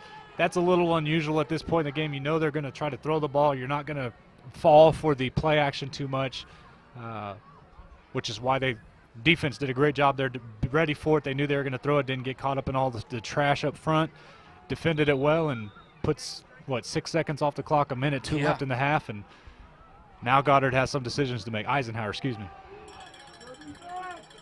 2nd and 10 from the Eisenhower 41-yard line. In motion, number 6. Madsey going to throw again. And it's complete. And he's still on his feet. Still on his feet. 40, 35. Rocher makes the tackle at the 28-yard line. And a little bit of missed tackle there. You haven't seen much of that this year. Yeah, 2 guys there looked like they had a chance to knock it down or intercept it. I think 15 Shank was the one I saw fly by it. Unfortunate there. Right now, they're executing better than we are, and that's what it's coming down to. They take their first time out with 49 seconds left to go. They'll have it 1st and 10 at their Valley Center 29. I guess the big thing here is you got to keep them out of the end zone before halftime. Boy, you'd really like some see this defense kind of stand up and maybe kiss a little momentum on us here. Sweet to do. We got 49 seconds left in the half.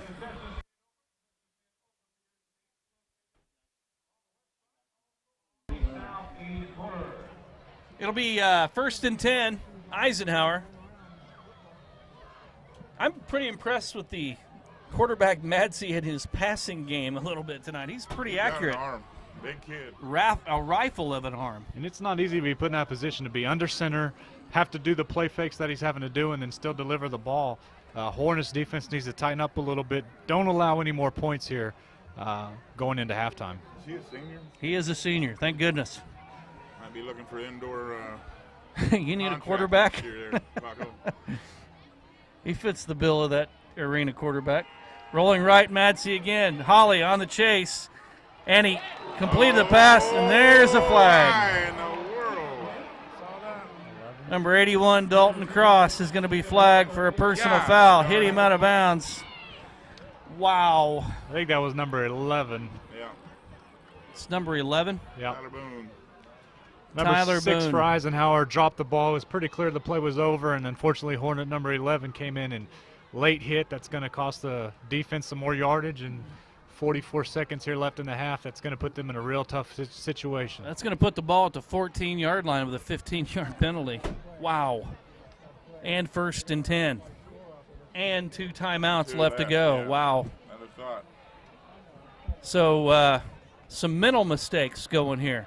Boy, the defense has just never been in a situation like this all year, and it's maybe a little frustrating right now. But you got to keep your composure. Have to. That's what football's all about. It doesn't matter what happens bad or good. You can't get too high and you can't get too low. You just have to shake it off and play the next play and be ready, because they're gonna keep hammering you all night. Eisenhower's a good quality team, and they're not going to let up. So the defense needs to adjust and be ready. Starts with getting a stop here going into halftime. So they'll mark it just on the north side of the 15-yard line. 1st and 10, 44 seconds left to go. Now would be the time for a Tiger turnover. Madsey under center. Goes, keeps the ball. He'll go to his right. Not much there. Still moving his feet. Yep. And he's down about the 13-yard line. No, make it the 12-yard line. Awful generous spots here tonight.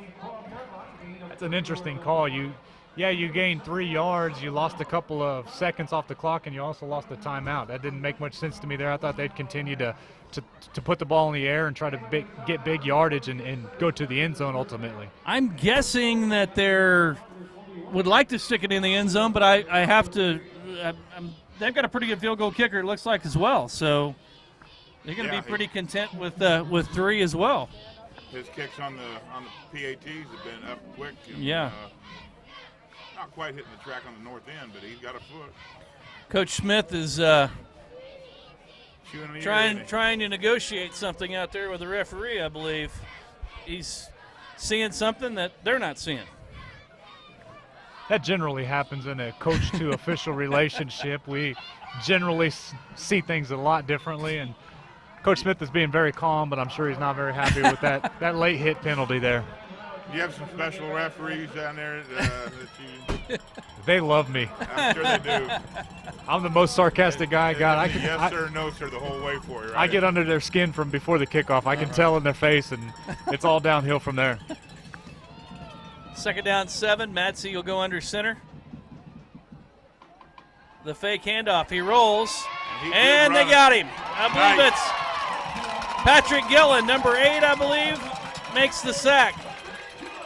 Comes through. Boy, that's exactly what the doctor ordered it right there. Got it. And now Eisenhower has to use their final timeout, I believe. That'll mark the ball at the 16-yard line. 5-yard loss on the sack, make it a 4-yard loss on the sack. And there's a little momentum changer. Absolutely. Hopefully. Great job by the defense. They've got one more play to step up and get a stop here, but that's an outstanding job of you have a lot of stuff going against you, but it doesn't matter. Play the next play, and they did a great job, and now they're in a position where one more play, and they force a field goal try. 21-14. Hornets trail it. 21 seconds left to go in the first half. And, guys, this is a long first half. Penalties, some incomplete passes. Special teams return for a touchdown. Yeah, I mean, lots of things to make this last. Remember, we kicked off at 7 o'clock. We're working on an hour and 10-minute first half here. Hornet faithful trying to get loud. You get loud too at home. Madsey under center, throws a fade pass, and Keon Saunders, oh my gosh. Wow. God. Touchdown Eisenhower as Keon batted it right up in the air and into the hands. Wow. 16-yard. Coach Smith. Wow. And Coach Smith is out on the field. He is pleading his case.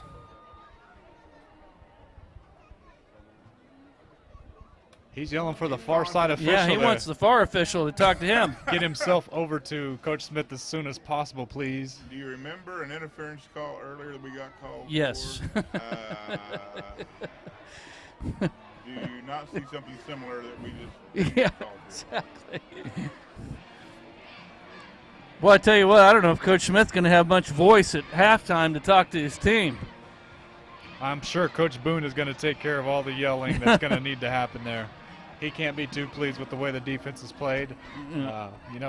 Right now the score is 27-14. The defense is only responsible for, 2 of those touchdowns. One of them was a special teams, but I'm sure the defensive coaches are not happy with the outcome of the first half so far. The extra point attempt coming in by number 52, Trey Greening, to make this a 2-score game. I think Coach Smith was asking that official to come over and have popcorn and watch that on the replay screen over here and see what he thinks. We've got a nice spread in the locker room at halftime. They get that Come on in. quick. And it's up right through the uprights. 28-14. Hornets trail it by 2 touchdowns with 17 seconds left to go in the first half. Wow. Penalties.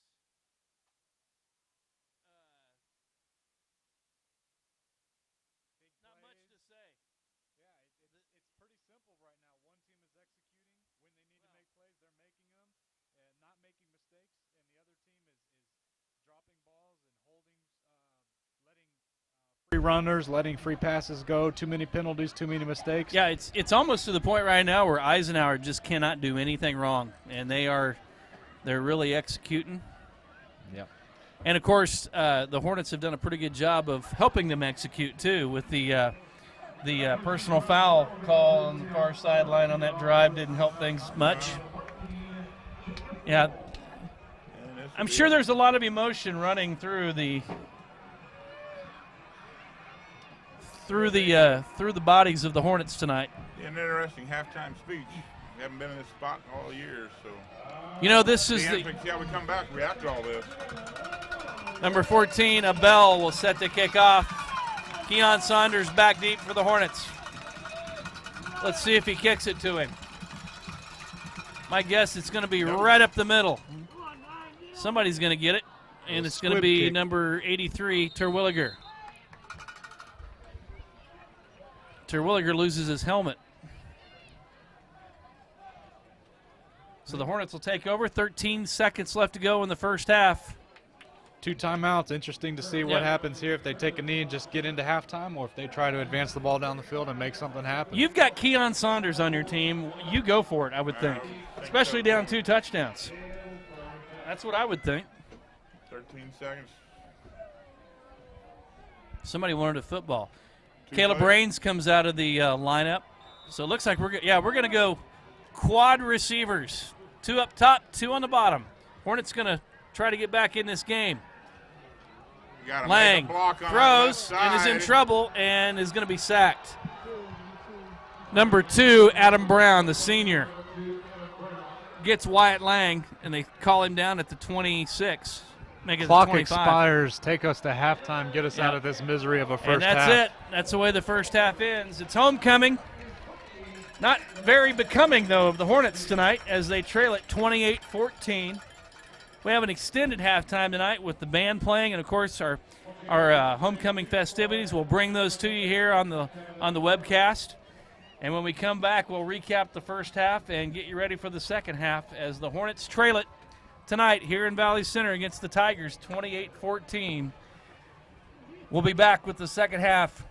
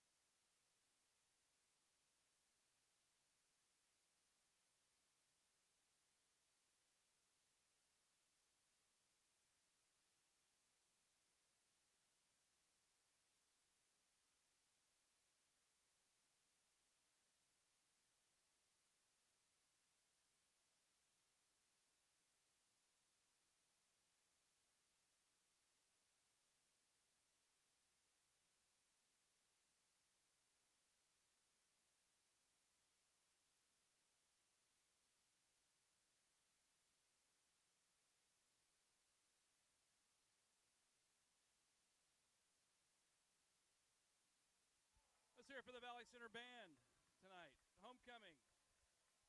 It's over. At least the festivities here at the field are over. You still got a football game left to play as the Hornets trail it 28-14. About 3 minutes left to go on the clock here. They'll put another 2 minutes on, and we'll get to recapping the first half here. I want to let you know there's a lot of things going on in Hornet Land this weekend, and that is tomorrow. Varsity JV volleyball tournament is headed to El Dorado. That begins at 9 o'clock. JV will play the first game. Varsity plays the second game tomorrow. Also, varsity tennis regionals are slated at Mays South tomorrow. And then at Monday, we've got a varsity and JV soccer games that are made up versus Arc City. That'll be at home with the varsity starting at 5. The JV will follow after that.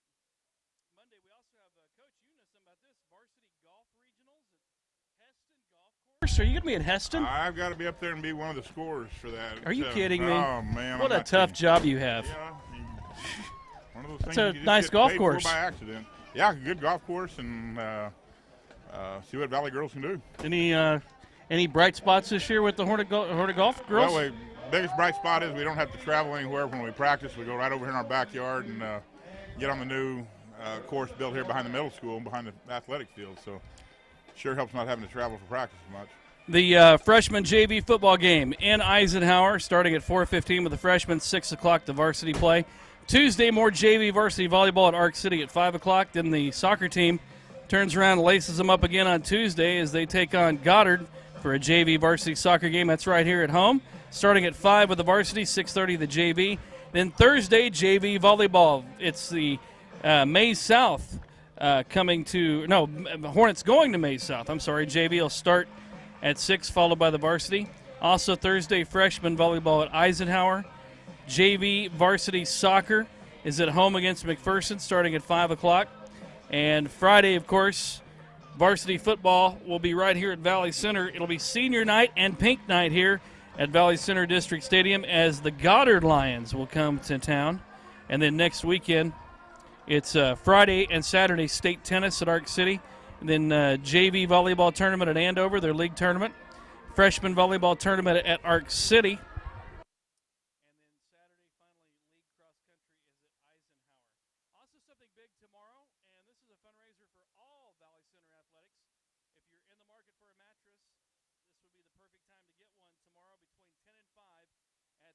High School. It's the first ever Valley Center High School mattress fundraiser. Every purchase benefits the Valley Center Athletic Department here as the money goes to the booster clubs and they distribute it evenly. There's twin mattresses starting at $249 all the way up to King and California King for $599. You can also save some money on that if you list your Hornet athlete on your purchase. They refer you in. You save a little bit more money when you do that. Again, all sizes available. There's firm, pillow top, orthopedic, latex, and gel memory foam sets. All mattresses are brand new, full factory warranties. There's adjustable beds, luxury pillows, mattress protectors.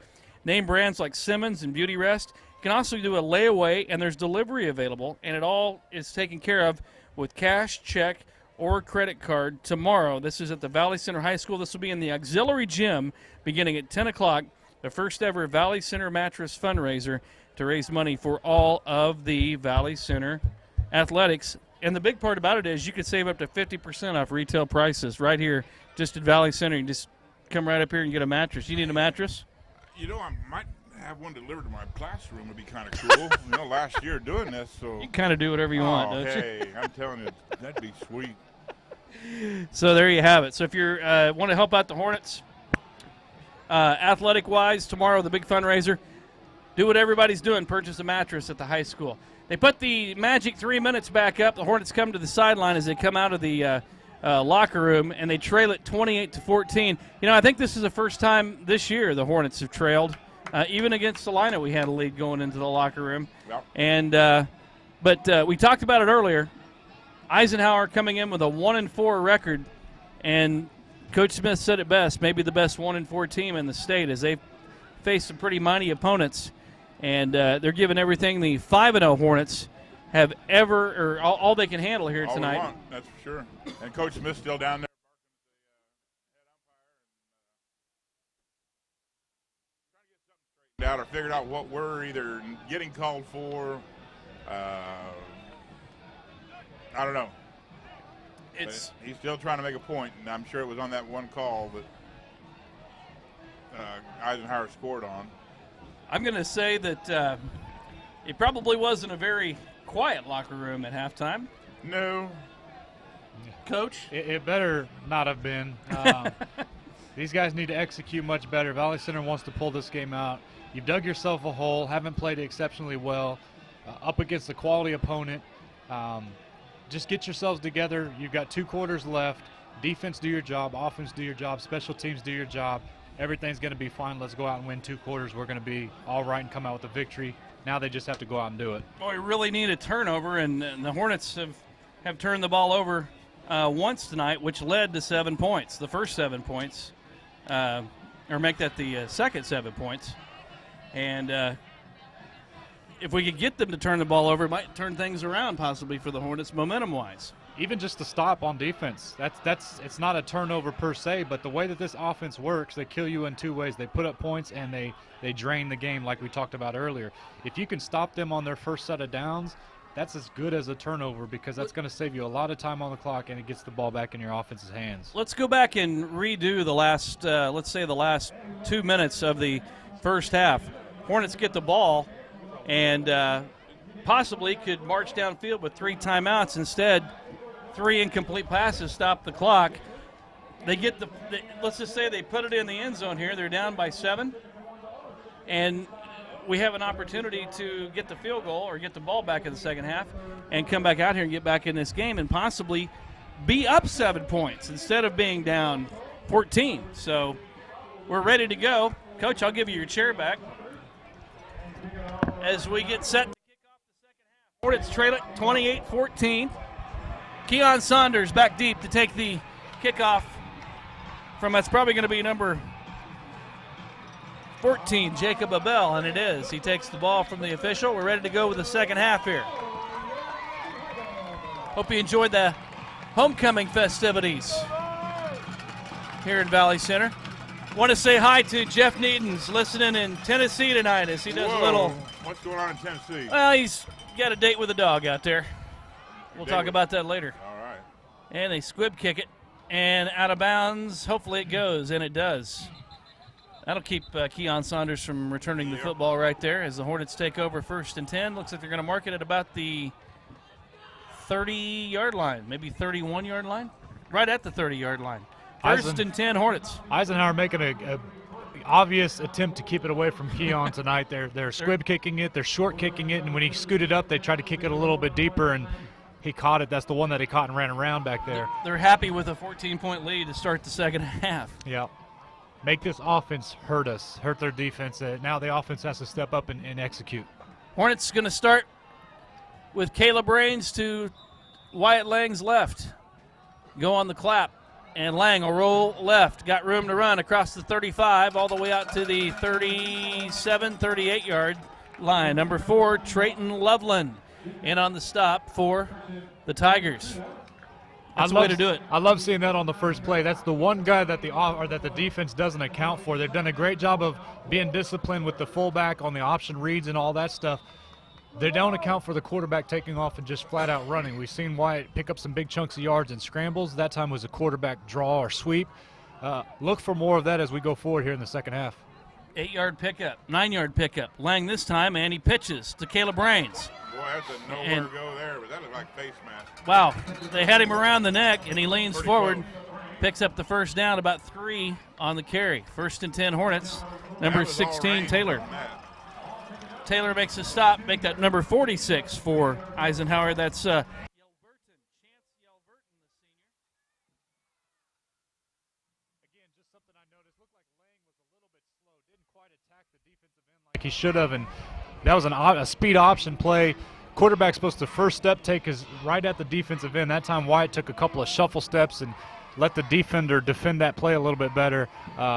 Needs to be a little more technically sound going forward. Might be the first time we've seen that play. Lang keeps it over the right side this time, and he gets across the 45, and they're going to spot him at the 46. Pickup of 3. 2nd down and 7 for Valley Center at the 46. You know, you saw Wyatt run a lot last year. He's learned a lot from 1 year, hadn't He's he? gotten a lot faster. I think Coach Smith even said the first of the year he knows the offense as well as any coach does on the team. So, yeah, it's been a work in progress, but good thing we got him, one more year? We got him 1 more year. Lang will look to throw this time across the middle, and he's got his receiver, and he breaks through. That's Terwilliger if he can hang on to the ball, and he tackle him at the 15-yard line. Take care of the ball is key. You're right. Wow. Great execution, great delivery. The ball was thrown on time, gave the receiver plenty of time to get it in his hands and make some yards after the catch. Great pickup there on first down for Valley Center.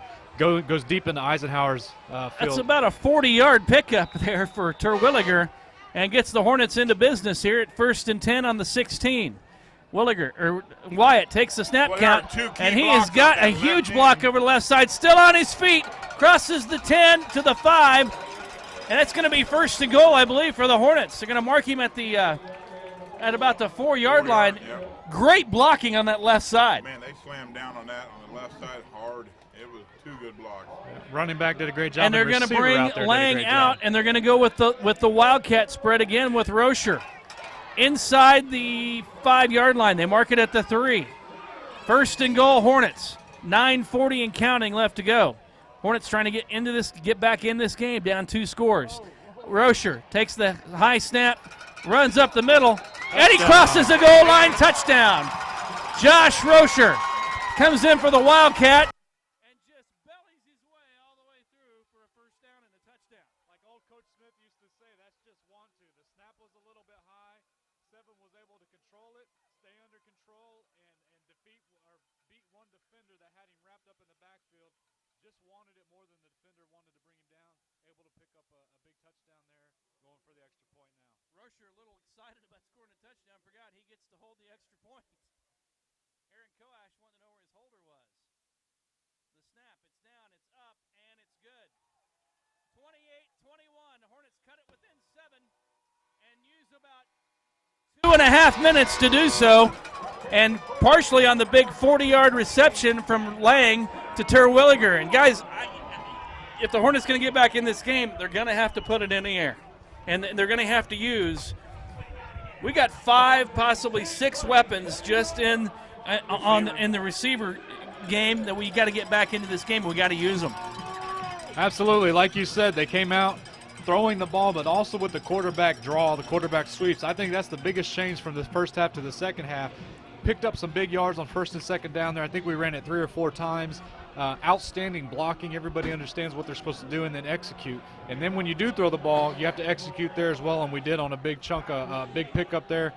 Outstanding opening drive for the second half. Valley Center, look at this. Goddard is going to go, Eisenhower, I say, is going to go with a 3-man set.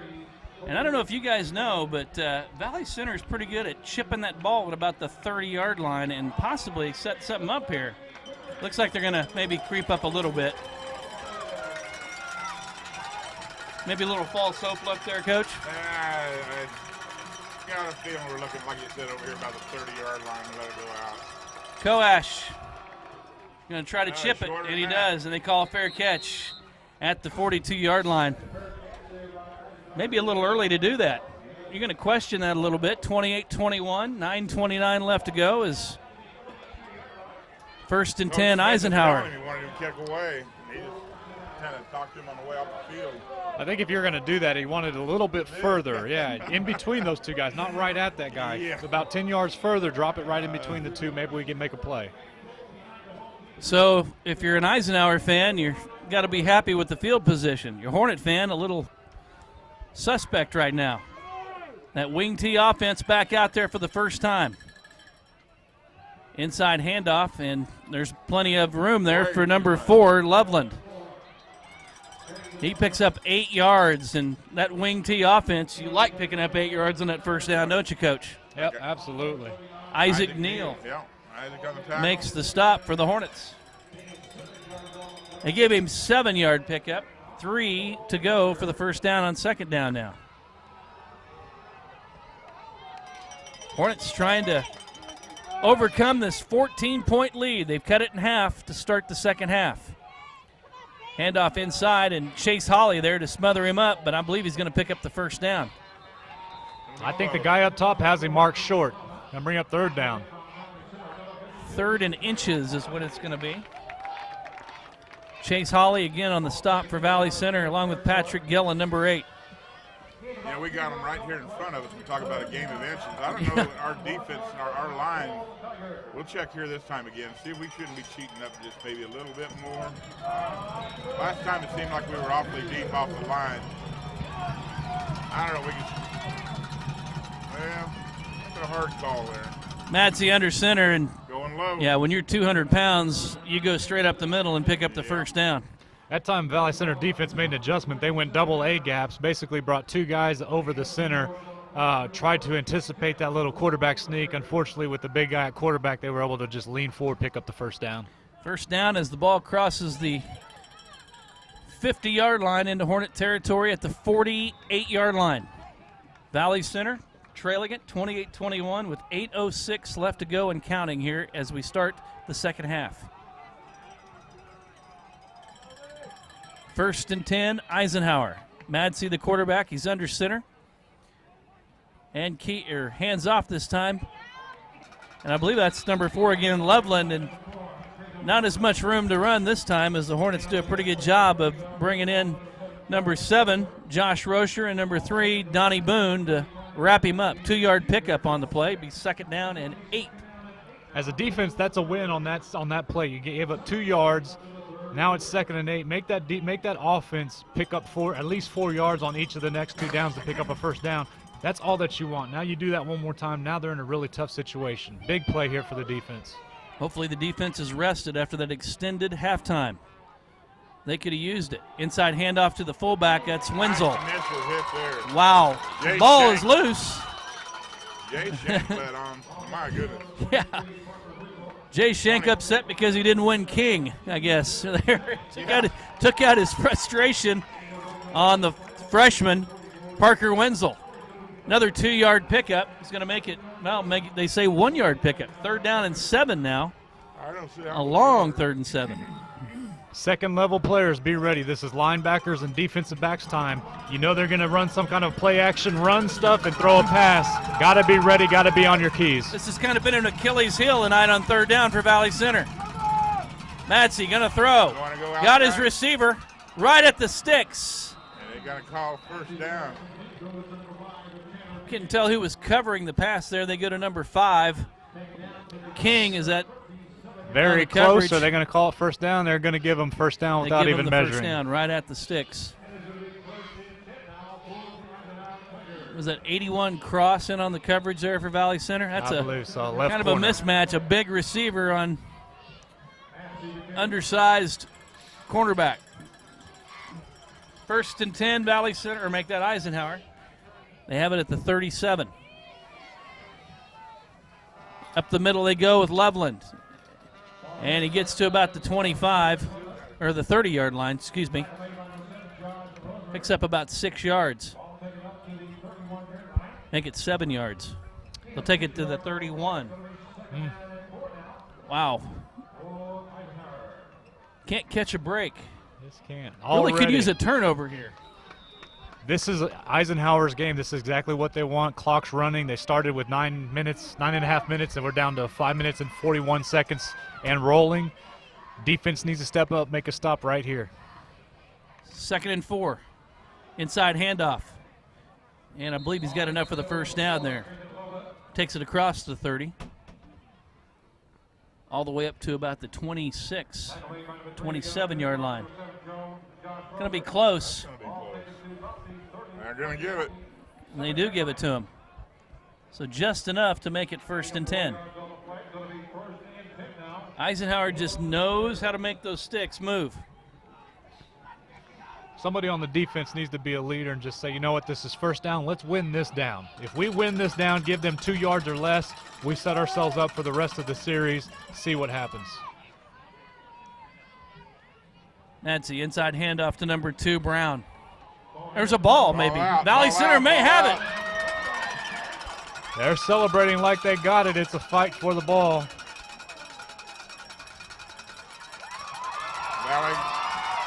Valley Center's up with it. I have not seen the official word. There it is. Valley Center football. I didn't see who recovered the ball.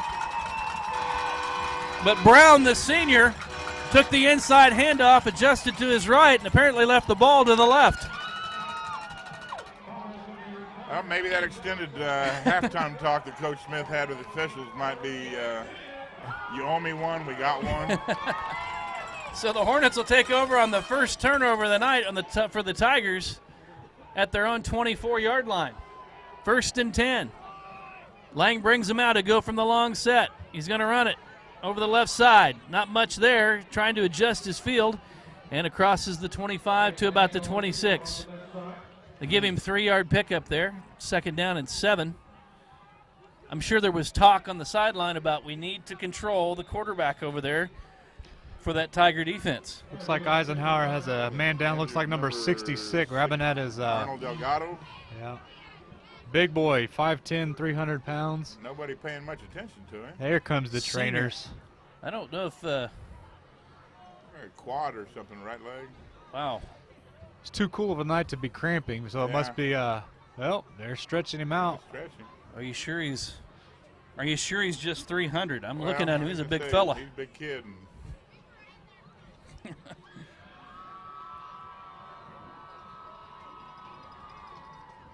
While we got a break, we'll remind you about that mattress sale tomorrow. Raise money for the Hornet athletic departments and all the athletics at Valley Center High School. What's a California King? I've never heard that. That is California King is just a touch bigger than a king. You know? So that's what I mean. Okay. That's kind of that's what a California King is. What Schwarzenegger used to sleep on when he was mayor of the state of California. Governor, I mean mayor. I don't think. I'm sorry to say mayor, and I say governor. Governor, sorry, excuse me, Governor Schwarzenegger. California. Yeah. Okay. That California King will pump him up. Yeah, ha. You. Looks like they took 66 off the field. California King is what all golfers sleep Texas, on. You were missing the boat on that. Man, Texas King is even bigger than that. Well, that's the thing. You would think Texas would outdo him. Yeah, don't mess with Texas. Yeah, but California's the king of mattresses. Yeah. Lang will go under center this time. 2nd and 7, down by 7. Handoff inside, not much there. It's going to bring up a long 3rd down for Valley Center. I would imagine this would be a passing situation for Valley Center as the fullback Caden Lewis comes out of the lineup. Yep, they're going to bring in that extra receiver, look for a 3-by-1 set. Yep. And throwing to the inside receiver. The furthest inside receiver has generally been open on a 5-yard hitch all night. I'm looking for number 2, Keon Saunders, but they're not going to him. And they throw the ball behind, I believe, Tyler Brown, the intended receiver. And that brings up 4th down. Hornets got to punt it down. You hate to see that. The receiver was breaking in like it was an in almost, a 5 or 8 yard in. Quarterback's throwing it like a stop, and it's behind him. Unfortunate turnover on downs there, or I'm sorry, lack of not able to get a 1st down and going to have to force a punt here for the Hornets. Caden Roy back to accept the punt for Eisenhower. Let's see if Zach Williams can redeem himself from his first punt. Not a good punt at all. Maybe a 15, 20-yard punt at best. Williams gets the snap, gets his left foot in it. A little better this time, and maybe get a Hornet roll, and it does roll a little bit. It's going to go out of bounds at about the 35-yard line. Pretty good punt there for Zach Williams.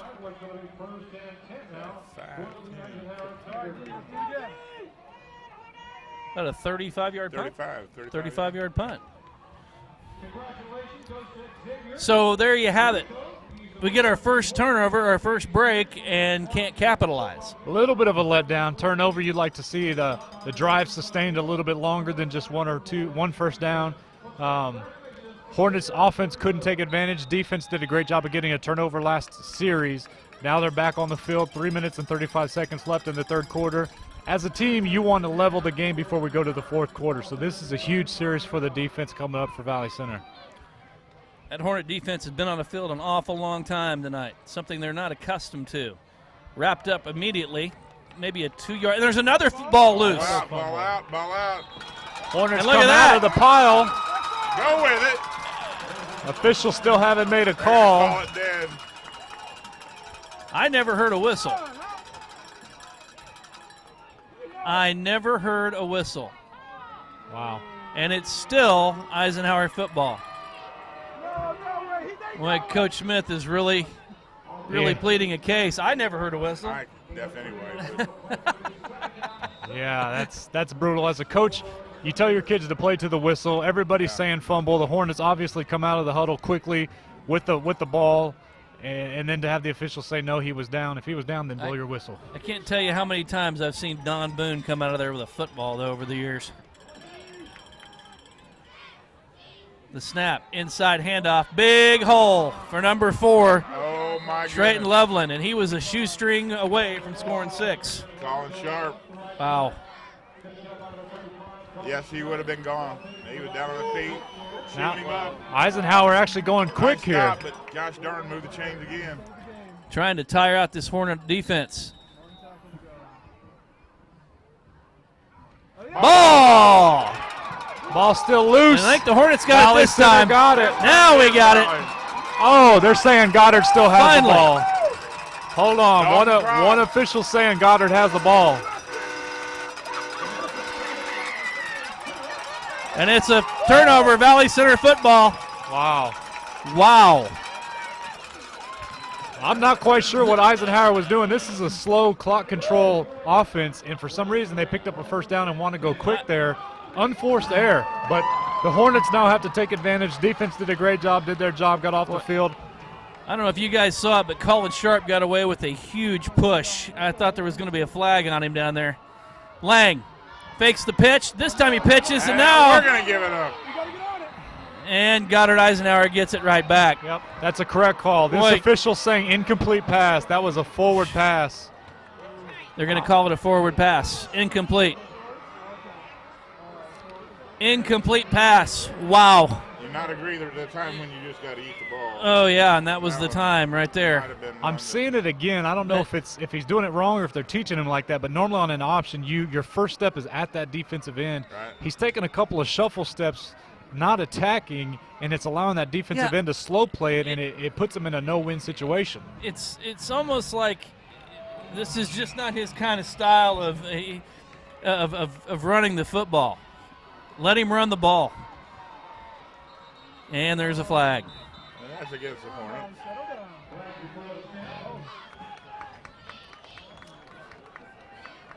And the official will have the penalty. Pretty sure it's going to be a false start against the Hornets. Nope, I think it was on the defense. Looked like he said neutral zone Oh, on he the did defense. neutral zone infraction. Okay. It is encroachment against the Great. defense. So that'll make it second down and 5. So Hornets offense has caught 2 breaks Yeah. in 2 on back-to-back plays, brings up a 2nd and 5. Offense has to execute now. 2 turnovers. Things are rolling your way. Now you need to get a first down.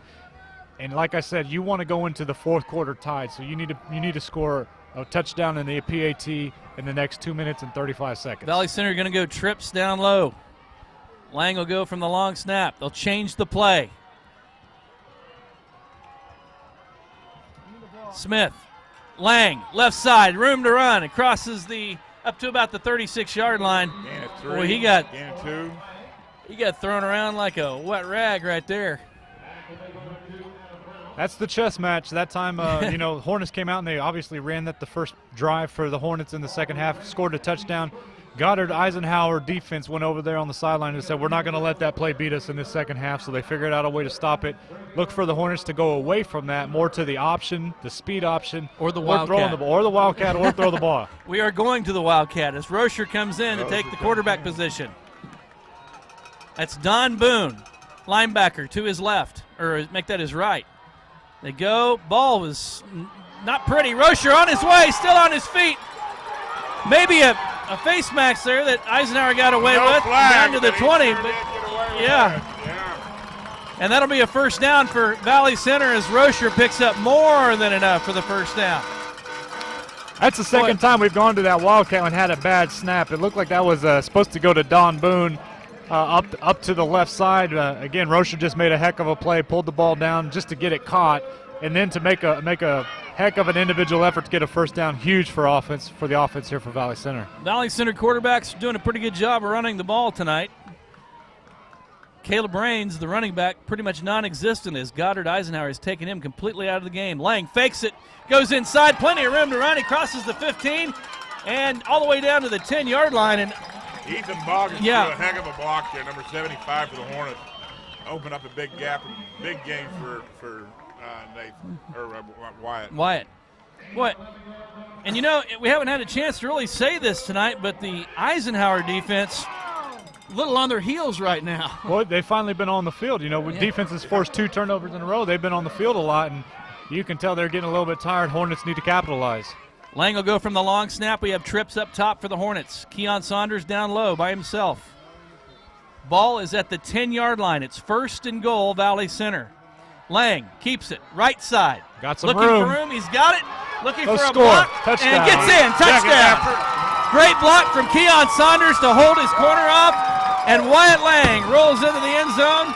His second touchdown of the night. And it's 28-27. Hornets an extra point away from tying this game and making Coach Paco Martinez happy that they could tie this up in the third quarter. 53 seconds left. Special teams has to do their job, and defense has a little bit of time to kill as well.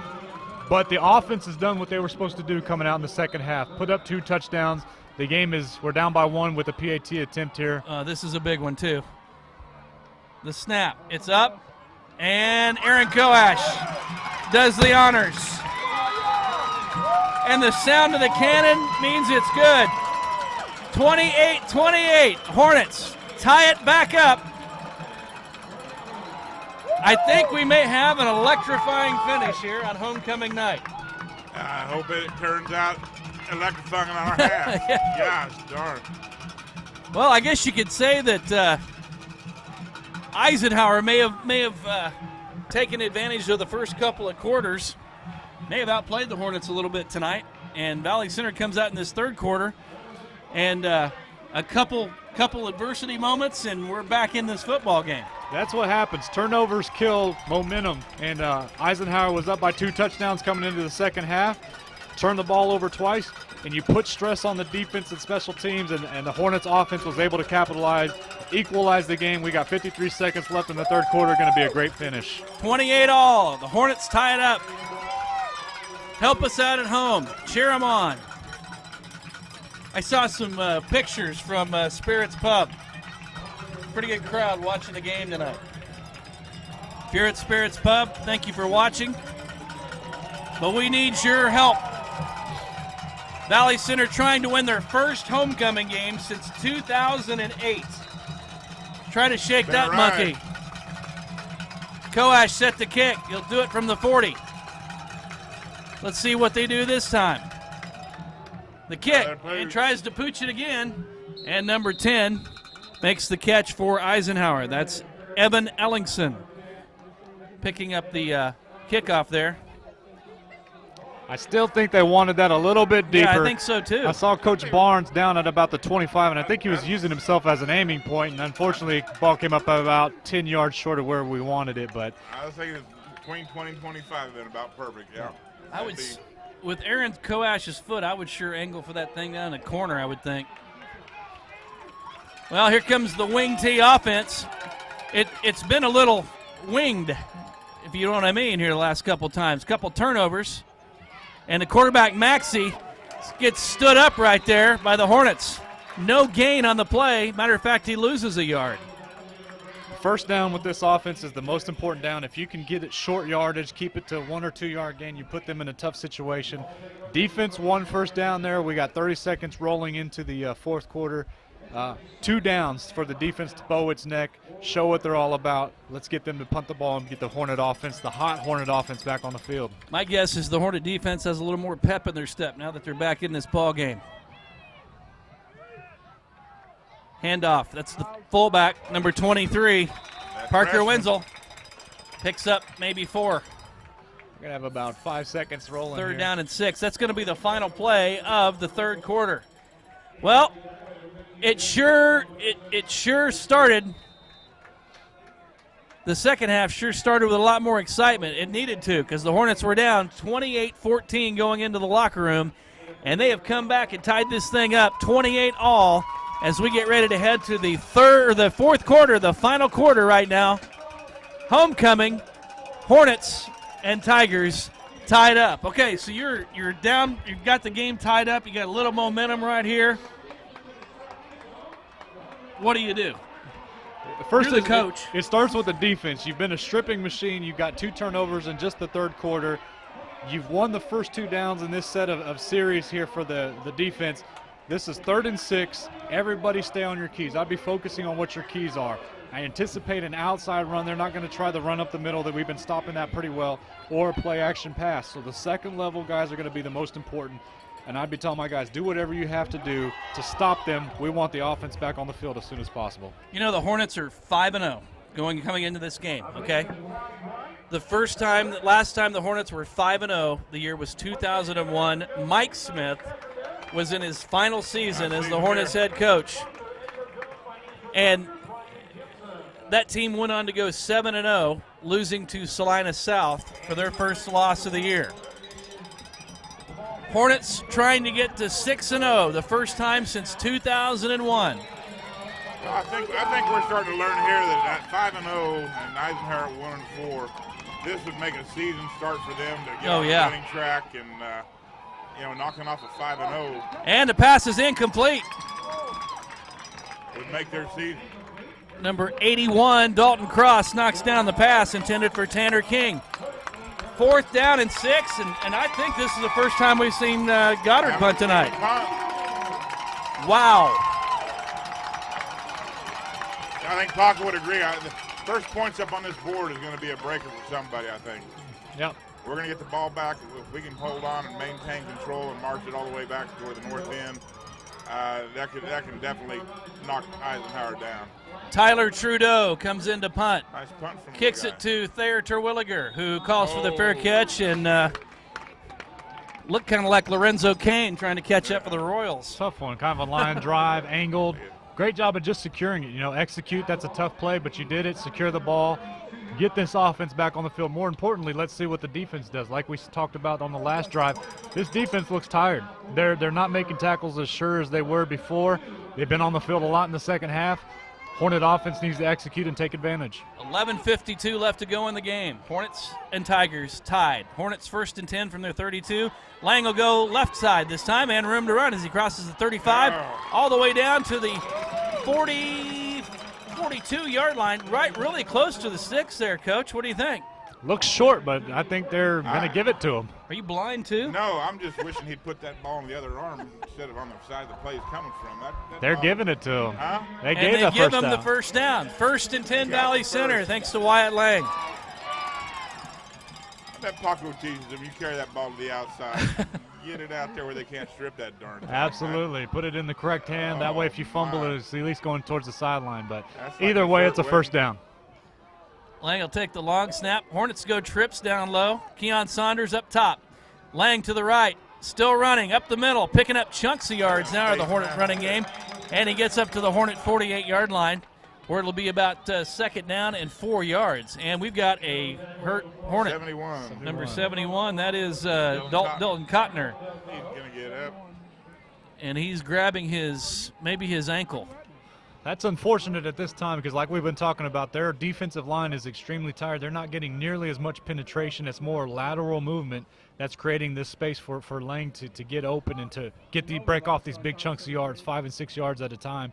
That could be a big injury right now for the Hornets. Number 64, Will Lamb will come in. He is a 5'9", 165-pound guard senior for the Hornets, and I believe he's in checking his first action of the game tonight. And you get into a crucial time here. You need Mr. Lamb to step up. Mm-hmm. Give all you got, buddy. You're going against a monster across from you, but it doesn't matter. If you stay low and just move your feet, we're not asking you to drive block him, into the end zone. Just stay in front of him so he can't make the tackle. More of an obstruction. Right? Absolutely. There you go. The Hornets have been pretty lucky this year to kind of dodge the injury bug.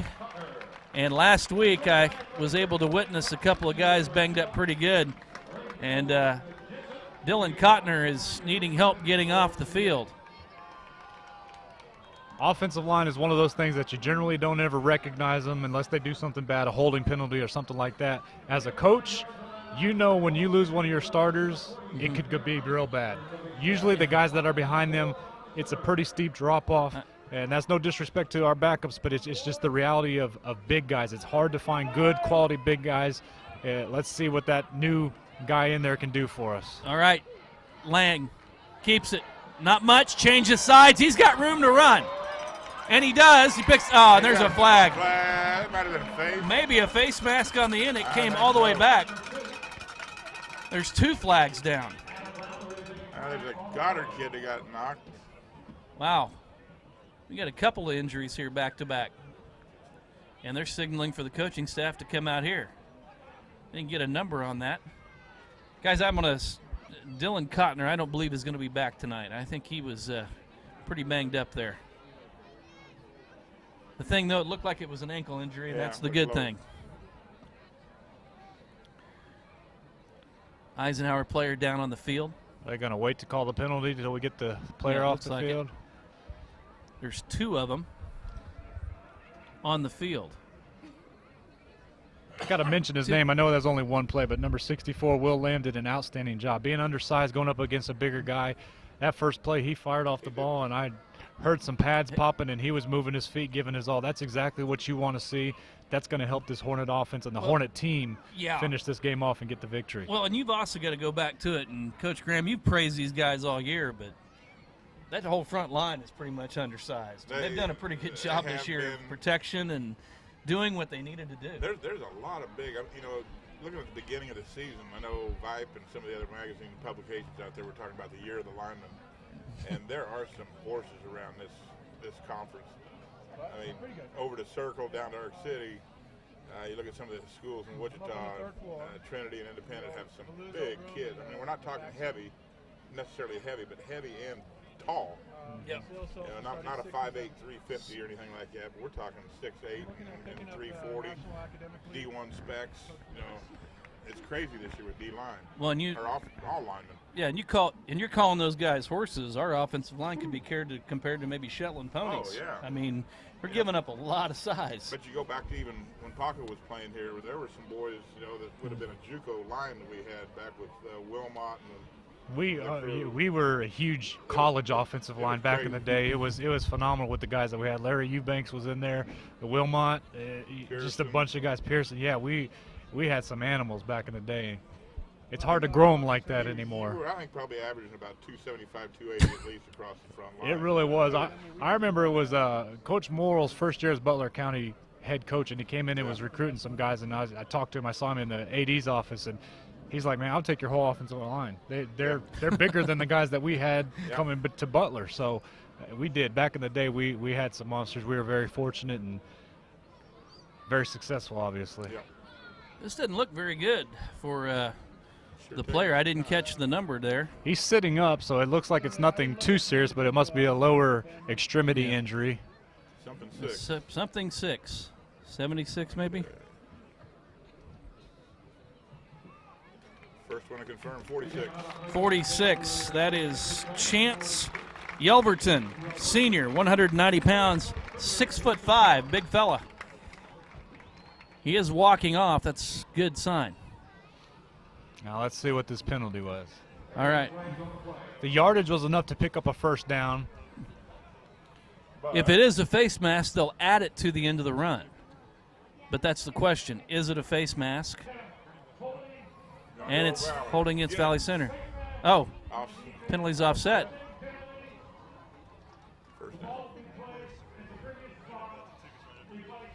So it's going to be 2nd down and 5, which is the good news. Holding against the Hornets. Face mask call against Eisenhower. Penalties will offset. Makes it 2nd and 5 still. We'll redo the down. 10:51 left to go in the ball game. 28 all Hornets. I've just been told we've got 100 viewers tonight. Thank you for watching. We hit the century mark. Does that mean we get paid? Langs fakes the run, rolls right, and he's got Keon. And Keon makes the catch, and he makes the run, and he scores the touchdown.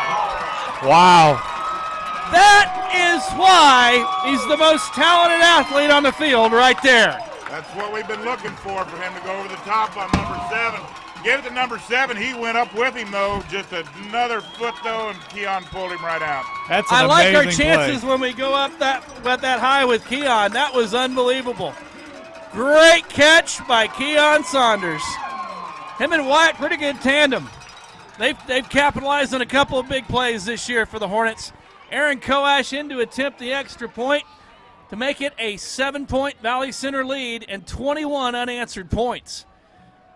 The snap, the hold, it's up, it's good. 35-28, the Hornets lead it. That looked like indoor football, didn't it? That was pretty fun. That was a great play call. That's what I love watching. Anytime I watch football, I look for the ins and outs and the chess match of it. That time we ran a little, it looked like it was going to be a quarterback run. He ran to the right and then dropped back for a pass and sucked the defense up. We had one-on-one coverage on the outside, and I like that matchup anytime we get number 2 against anybody. I'll take that all day. The penalty is going to be against Goddard Eisenhower running into the kicker. 5 yards. So 5-yard penalty. So Aaron Koash will kick from the 45-yard line, I believe. That'd be enough to take one shot deep, I would think. 21 unanswered points. The Hornets on top, 35-28. I don't know about you guys, but halftime was a little somber for me. Did you get to go by the locker room when you went out to your car? No, I did not go by the locker room. But I'm sure I could have heard what was going on in there. Interesting call. 10:32 left to go. Well, what can our defense put together here? And let's get the ball back and maintain control for about how much time we got left here? 10 minutes, Bill. 10:32 left to go. I'm Brent Hightower along with Coach Paco Martinez from the Wichita Force, Valley Center alum, and Coach John Graham. How many years you coach here, Coach Graham? 7. I know it was too long, but I mean. Yeah, well, yeah, it fired me after the first 40 years. 79 to, gosh, about 2000. We're glad you're tuning in tonight. Trying to get this homecoming monkey off our back. An 8-year drought for a Hornet win on homecoming, and they lead it by 7 right now. Koash kicks. There's what we And that's what we wanted to do last time. And the ball's, off his chest and out of bounds. Darn it. Number 24 for Eisenhower, that's Cooper Ryan. And he had the ball right in his chest, and that would have been disastrous. Would have been great for us. That's what they've been looking Glad for to see finally. Tyler kind of laid off on that shot. Yeah, he could have tried to lay him out, but just forced him out of bounds. Defense is hot right now. Defense has done a great job of getting turnovers and stops and first down. Again, the key to this whole drive is this first down play right here. Defense needs to step up and make a play. Here is a situation that Eisenhower has not had all night. They have not been down. Oh, and what a hit. The ball's on the Patrick Gillen. I don't know. Wow. I'm going to call that down, I believe, but that was a shot. Patrick Gillen with the hit of the night right there. My goodness. He took that kid and leveled him. That's Gotta love Wow. That's what you call laying the wood. Yeah. Wow. I think deserve the big stick of the night. I think, Yeah. right there. Absolutely. How he held on to the ball is, I have no idea. That Wow. I heard that up here. Yeah. Give that kid credit. He got right up. Freshman. No gain on the play, 2nd and 10 from the 28. Maxey goes under center. Man. Handoff inside. Parker Winslow's got nowhere to go. I don't even know if he got the ball to him. He still may be seeing stars from the previous hit. But he Wow. didn't have a We read tackled there both at the all. quarterback and the fullback that time. He didn't decide to give it till late, and we got pressure. You can tell the momentum shift. The energy's back on the Valley Center side, so everybody in purple's winning their matchup right now. It's a great thing to see. Do you think this Hornet defense is a little upset giving up 28 points tonight? You go back to what you've been saying, though. Coach Smith, 1-4 record for Eisenhower is not indicative of how good they are. Yeah, they're a good football team. 3rd down and 12 from the 25. Maxey under center. Pass, He'll pass. And he's got his intended receiver is number 5, Tanner King, and he threw it out of bounds. Dalton Cross on the coverage. And Eisenhower has got a punt again. Dalton Cross again on the coverage for the Hornets. Great coverage. That was going to take a perfect throw and an outstanding catch to be completed. Dalton Cross did a great job of being ready, staying on his keys, staying alive, and staying alert, and did a great job on the coverage there, forcing a punt. 9 minutes left to go. Still a lot of football left in this quarter. Now you got to start thinking about eating up some clock. I bet you Coach Smith is, and he wants to put up points whatever fashion he can, because this offense that Eisenhower runs is not made to come back from 14 points. So if you can put up 14-point lead, it's going to be tough. There's not enough time right now left in the game for them to get back. Trudeau with the punt. Terwilliger calls the fair catch right at the 40-yard line. 1st and 10 Hornets, 8:54 left to go. They lead it by 7, 35-28. 21 unanswered points in the second half have got the Hornets on top. Wow. That ought to pump up your offense right there. That was an incredible defensive stand by the Hornets. Absolutely. That's why I would take a shot here. You've got everything going in your favor. Their defense is tired. I would run that play action again to fake the quarterback run and then drop back and pass. Throw it up to number 2 or find somebody. Surely somebody's going to be open over the middle. I would definitely take a shot here. You know, we've seen the Hornet defense come up big time all year long. That might be the biggest stand of the whole year right there. Lang will go in, take the long snap. He fakes it, spins, tries to get back to the line of scrimmage, maybe picks up 1 yard. Little discombobulation there on that play. We had some personnel issues. We had guys coming off the field and going in late and just didn't look like a very clean organization there, and the play showed that as well. Not a very good gain on first down. 8:33 and counting. No gain on the play for Lang. Goes with the long snap. Caleb Smith, head coach, wants to change the play. And Lang keeps it. Rolls right. Got room to run. He crosses the 45 up to the 50. Depends on the mark. He maybe have another first down. Oh, bad spot. Oh, they bring him back right at the 50-yard line. He needs to get to the 49. 1 yard short, 3rd down and 1. Will the Hornets go with the Wildcat? Somebody tell that official it's our homecoming. That was a ridiculous spot. Caden Lewis comes in as the fullback. Interesting call here. The Wildcat's been good on short yardage, and the Hornets are going to go away from it. Going to put him under center, look to give to the fullback. Lang will go under center this time. Needs 1 yard and keeps it. And I believe he's going to get it. Yep, that's enough for the first down. That is enough for the first down. First down, Valley Center at the Eisenhower 49. Best thing about it is it keeps the clock running and the sticks moving as the Hornets lead it by 7. 7:30 and counting. Keep the ball in bounds. Eat some clock. Running Protect game the football. Protect the football. Very well. Yeah. Hornets will go trips down low. Keon Saunders up top. By his lonesome. Lang rolls right. Plenty of room to run. He's got more. He crosses the 35 all the way down to the 32. There's a penalty. And it looked like a flag there with a face mask again with that. It's going to be an interesting call. Or was there a flag? There is a flag. Flag on the play. They mark it. Now we'll see what the call is.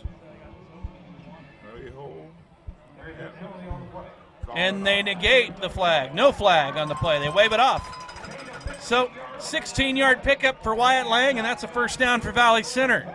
They have it 1st and 10 at the Eisenhower 34. And if you take a look at that Eisenhower defense, you can see a lot of guys with their hands on their hips.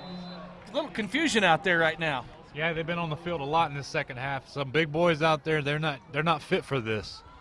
Oh, and no. Keon with a mistake. Wow. Inexcusable. Man. As a receiver, all you got to do is watch the football. You don't listen for anything. Shut your ears off. Nobody's going to say anything to you as a receiver. They're going to give you a hand signal or you watch the football for the snap count. Can't have that. 1st and 15 now for Valley Center. 6:57. The ball marked at the 39-yard line. You know, you got to be thinking maybe field goal here, you know. Hornets going to change the play as Lang looks over to the sideline. Lang will take the long snap. Fakes the handoff to Caleb Raines. Up the middle he goes, and he's still on his feet to the 30, all the way down to the first down. And he hangs on to it at the 29-yard line. It's going to be another first down for Valley Center. 11-yard pickup for Wyatt Lang. That's 27 yards on 2 carries. I am impressed with number 7 over there, Goddard. Talking about him earlier in the game, this kid's got heart.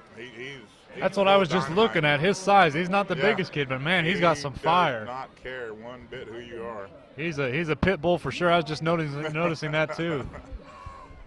1st and 10 Hornets with 6:20 and counting. Hornets on the march. Ball placed at the 24-yard line. Lang keeps it. Goes left. Ooh, and he slipped. And there's a flag. That came from way back in there. Yeah. Wow. Looks like something you used to do in the squared circle there.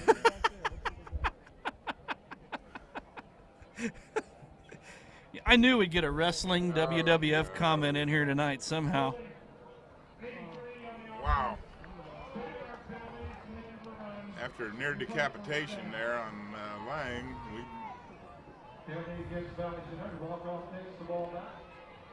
So the holding call, bring it back. 1st and 21 yards.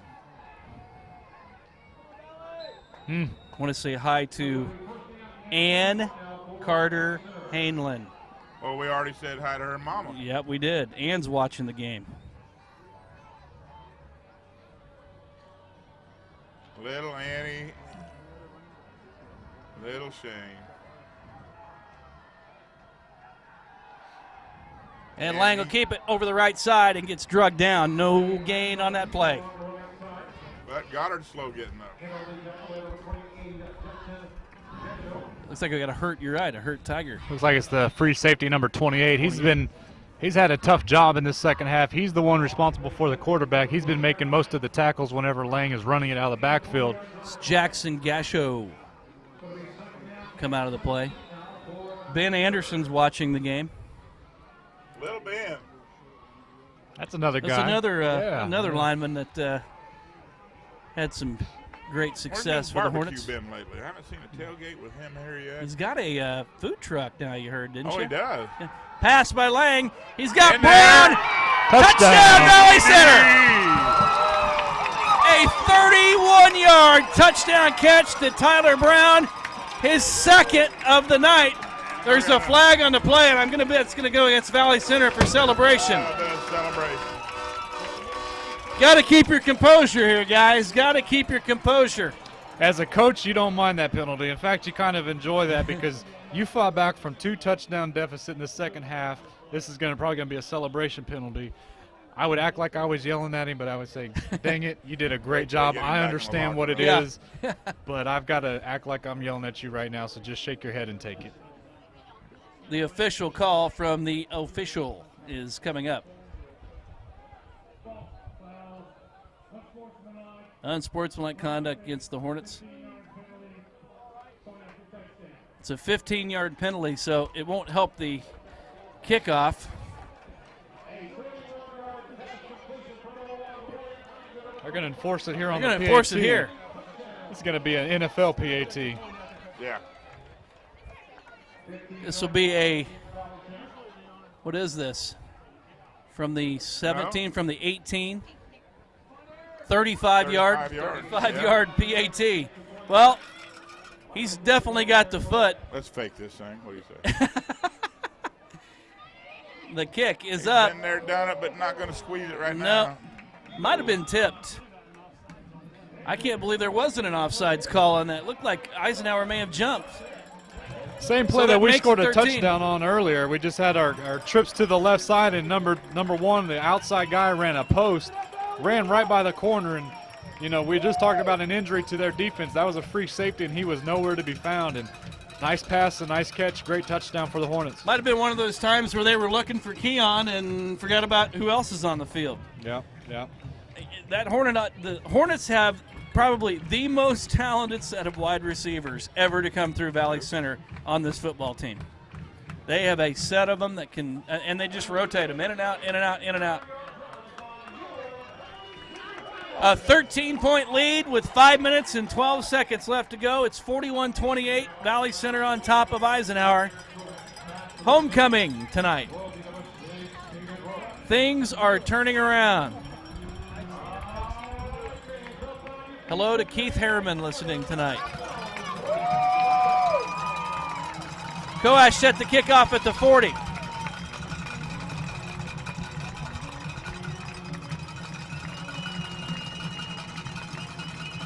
I'm ready for this thing to end and get out of here.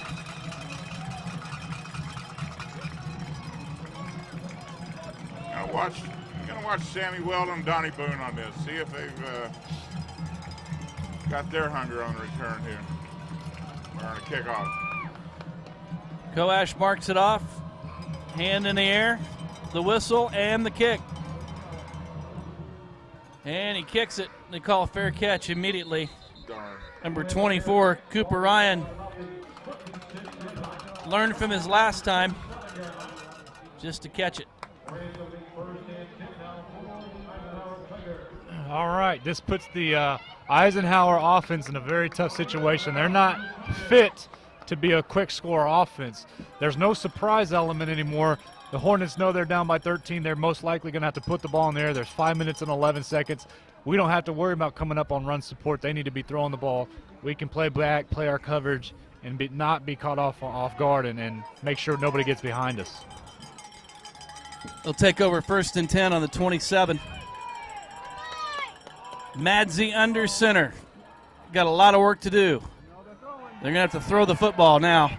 Step up. And Jay Shake shakes him down. At the 25, it's going to be a 2-yard sack. Nowhere to go. That time they tried to change up their formation, push their wings out to be wide receivers, but it doesn't matter. The Hornets are playing for the pass. The defensive line can lick their chops and dig in, and then the linebackers can play cleanup. Did a great job of coverage, had nowhere to go, and we got the sack. 27 unanswered points in the second half. Has put the Hornets up on top, 41-28. 4:37 left to go. Goddard set to have to pass. Quick pass this time, lateral to number 3. Colton McKinnon gets tackled by, I believe, Boone and Cross out there. Oh, and Sharp as well. Number 3, McKinnon is the receiver. Picks up about 6. Make it 3rd down and 8. Maxey back to throw again. Picked up! Oh! And Dalton Cross had it right in his hands and dropped it. That was 6 waiting to happen. He was celebrating his touchdown before he caught the pass. That's why he dropped it. But it brings up 4th down and 7 for Goddard. 4:07 left to go. Talking about a way to close the door right there. That would have been it.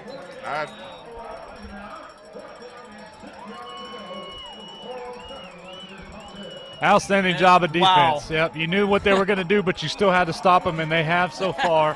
That Gotta play would have defense really for one more. Madsey will go from a long snap this time. Hornets are going to bring it. Set the throw. And there it is. And they're not going to call it. Incomplete. Pass was intended for number 5, Tanner King, and he is still down. I don't know where you go with that or not. Wow, that was incredible. Such a thing as a horse collar. I don't know. Yeah, it's a rough tackle. That wasn't anything illegal. It wasn't a face mask. Is that a reverse clothesline? Did you get a number on that? It took him up about 4 feet off the floor, that's for sure. Looked like Dalton had a little bit of anger from dropping that touchdown that he just did and took it out on the receiver there. Again, it was a legal hit. There was nothing illegal about it. It just looks nasty, but that's football sometimes. That's the way it is. 1st and 10 Hornets. They take over on downs at their own at the Eisenhower 31. Little confusion on offense, though. We're still huddled up. Clock's running. Let's see what we do here. We're hitting the field, and the play clock's already down to 10. Hornets going to go with a couple of new players out there. Gillig, junior tight end, gets it. Lang still on his feet, crosses the 25 up to the 23. Close to another Hornet first down. 3:52 and counting. want to say hi to Mark Kennedy, Guy McKay, Oh, my. listening to the game, watching the game. I don't know where. I'm guessing I know where. I have no idea. But if you're guessing. Lanny Bevan's watching. Lanny used to be a heck of an official. Second down, 1 for the Hornets. Lang snaps. Handoff to Don Boone over the right side. He's got room to run. Don Boone is in for a touchdown. That ought to do it right there. 24-yard touchdown from your favorite player. I'm going to say personally, I've never seen those feet move that fast, but he'll have a grin on his face from eardrum to eardrum with that. That was a nice run by Donnie. You know, if there's one guy that has helped build this program back to where it needs to be, it's that guy right there, because he plays with more heart. Not a big guy, No, he's but not a big kid. he knows how to hit you. Yeah. He's in on every tackle. He enjoys it. There's some guys that are special like that. They got Yeah. size, undersized, underweight, but, man, they just get it done. They give you every inch. Oh, Hornets going for 2 there, and Unfortunate. it was intended for Terwilliger, just a little short. and just a little short. 47-28. What a tale of two teams. Think about the first half of how bad the defense looked for Valley Center. The offense was turning the ball over, and then we switched to the second half. It shows me what a good quality team Valley Center has. When they execute offense, defense, and special teams, there's something scary, because this Goddard team's record is not good, but what I'm looking at on the field, that's a quality team over there. And Valley Center, when they're playing well, is really laying it to them. 33 unanswered second half points. Well, I know what is the most points we can get in one game? I believe 21 as far as the district play goes, and we're right on it again with this game. As high scoring as it's been, we're going to pull probably at least 20.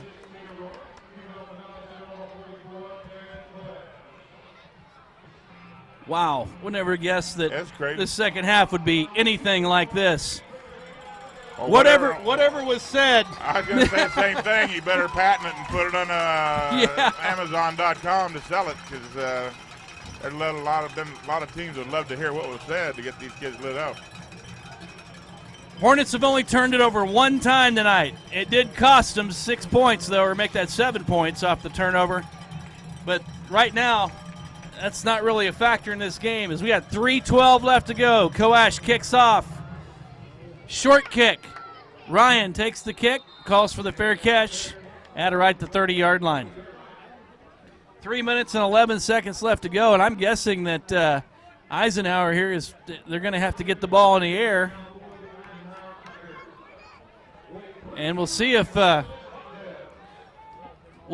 quarterback Madsey comes out on the field. They may just want to get out of here. That might be the best choice they've got, but there he is. He's coming back out. Going back out.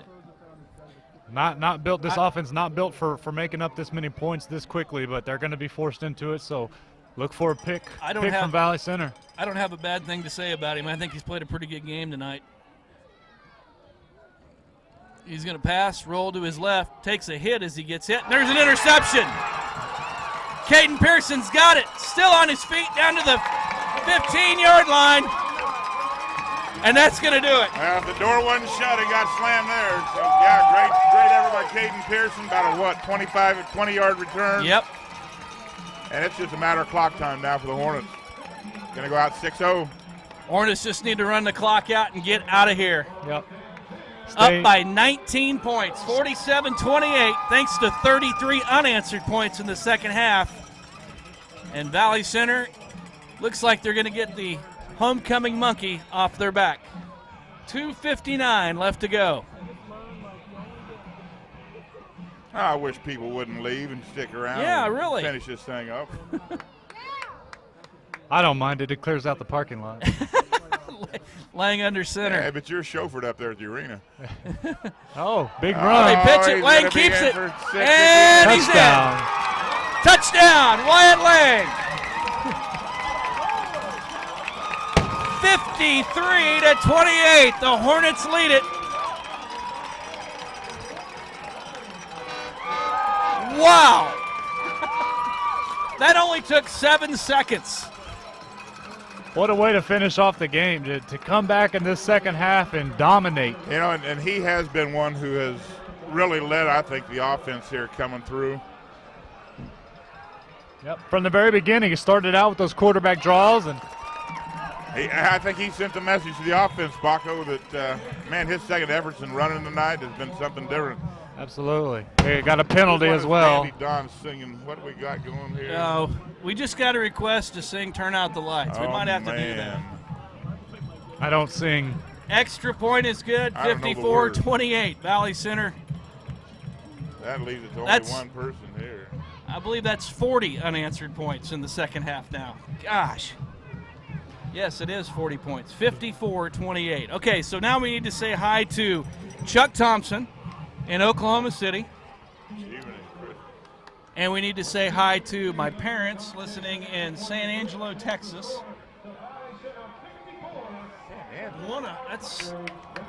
That's some of the 100 people watching us tonight. Man. Thank you for watching us tonight.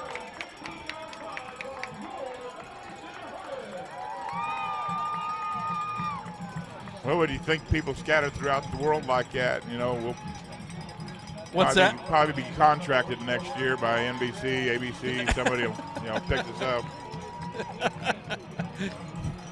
I'm available. I'm guessing they pay better. This I'd is easier definitely than be coaching. available. I'll do it. You know, I think you'd still do this for cheeseburgers, wouldn't you? I'd do it for hot dog without any skin on it. I'd shoot. No mustard, no ketchup. We just got a request from Jeff Needon to, instead of sing "Turn Out the Lights," sing "Big Balls in Cowtown" from Bob Wills. And the Texans I bet I'm going to be the only one that can do that one. You Yeah, I don't know probably that one. are. But I bet I have the album. I can tell you right now, the Goddard Eisenhower Tigers are singing "Mama, the Hogs has got me." Make it the Hornets has got me. The kickoff is there.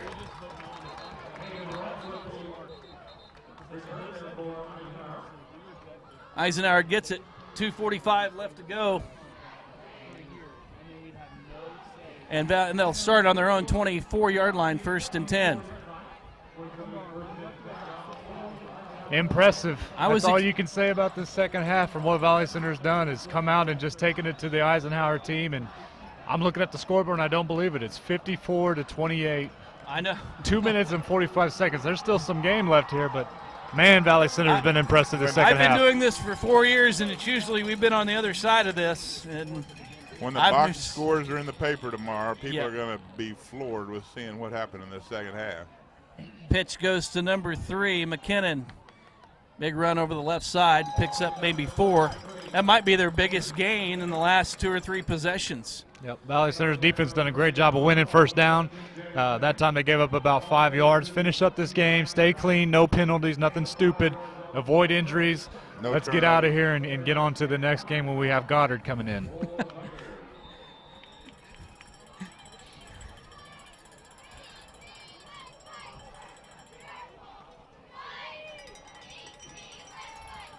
I'm actually else surprised the Hornets has Sound is in not there. brought in some of the reserve players to get them in the game here. Yep. But then again, it is homecoming. First down for Eisenhower. We're going to set the change. We're going to have 1:58 left in the game.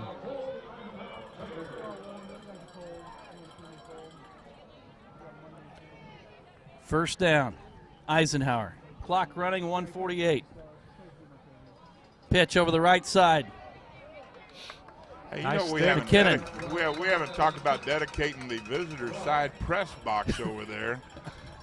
We probably ought to go carve our name in the side of that just to say we've been here, done that. You want to do that? Yeah, newly opened up for the visitor side and makes things on this side a little bit less crowded. And Yeah, I would have to. We need to mention that's right. We have a whole lot more room over here. We just need some We chairs in appreciate here. that. I need to get chiropractor to work on my neck too, but I've been sitting down the whole time. You guys cramped up? I'm a little cramped. I gotta get one of those mattresses tomorrow at that Yeah. fundraiser. Where's that at and what time? That is in Valley Center at the auxiliary gym at the high school, 10 to 5 tomorrow. And California King, huh? Yeah. You have to tell Terry you need a California King. If you guys missed that conversation earlier, please go back and get that. The whole discussion of what a California King is. Well, it should be a Texas King. There should be. You would think that Texas would want to own up to that. But if you need a mattress, tomorrow's the day to get it for the first ever Valley Center High School mattress fundraiser. All the proceeds benefit the Valley Center Athletic Department. So all the proceeds go to all of the sports. There goes all the student section. Looked like something happened in there. Off to the party. Everybody be safe tonight. Oh, wow. Big hit right there from, is that Cross? Looks like that might have been Dalton Cross. No, number 11. Tyler Boone made a shot right there on the. Caden Pearson may have helped him out a little bit. 5 seconds. 5 seconds. 4 seconds. 3 seconds. It's now over. You can start singing to It is over. Turn out the lights. What? How's that go? Turn out the lights. Turn out the lights. The party's over. Here comes the They drone. say that all good things must end. There goes a drone, or Batman Yeah. just got. Whoa. 2008 was the back. last time the Hornets won a homecoming game. It was when Coach John Black was here at the helm of the Hornet football program. They beat campus that night pretty handedly. Almost the identical score, as a matter of fact. 54-28, the final tonight, as the Hornets take care of business and go 6-0 on the season. 6-0. That's the last time you heard that. 2001 was the last time you heard that. They beat campus 54-13 that year.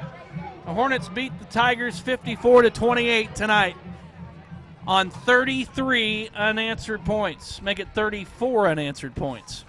Wow. Nice. Well, if you would have, let's go back to halftime, because we all were kind of looking at each other as the first half was ending, and we were like all in a little bit of shock. OMG moments, yeah. Yeah. It was not a good one to be thinking about.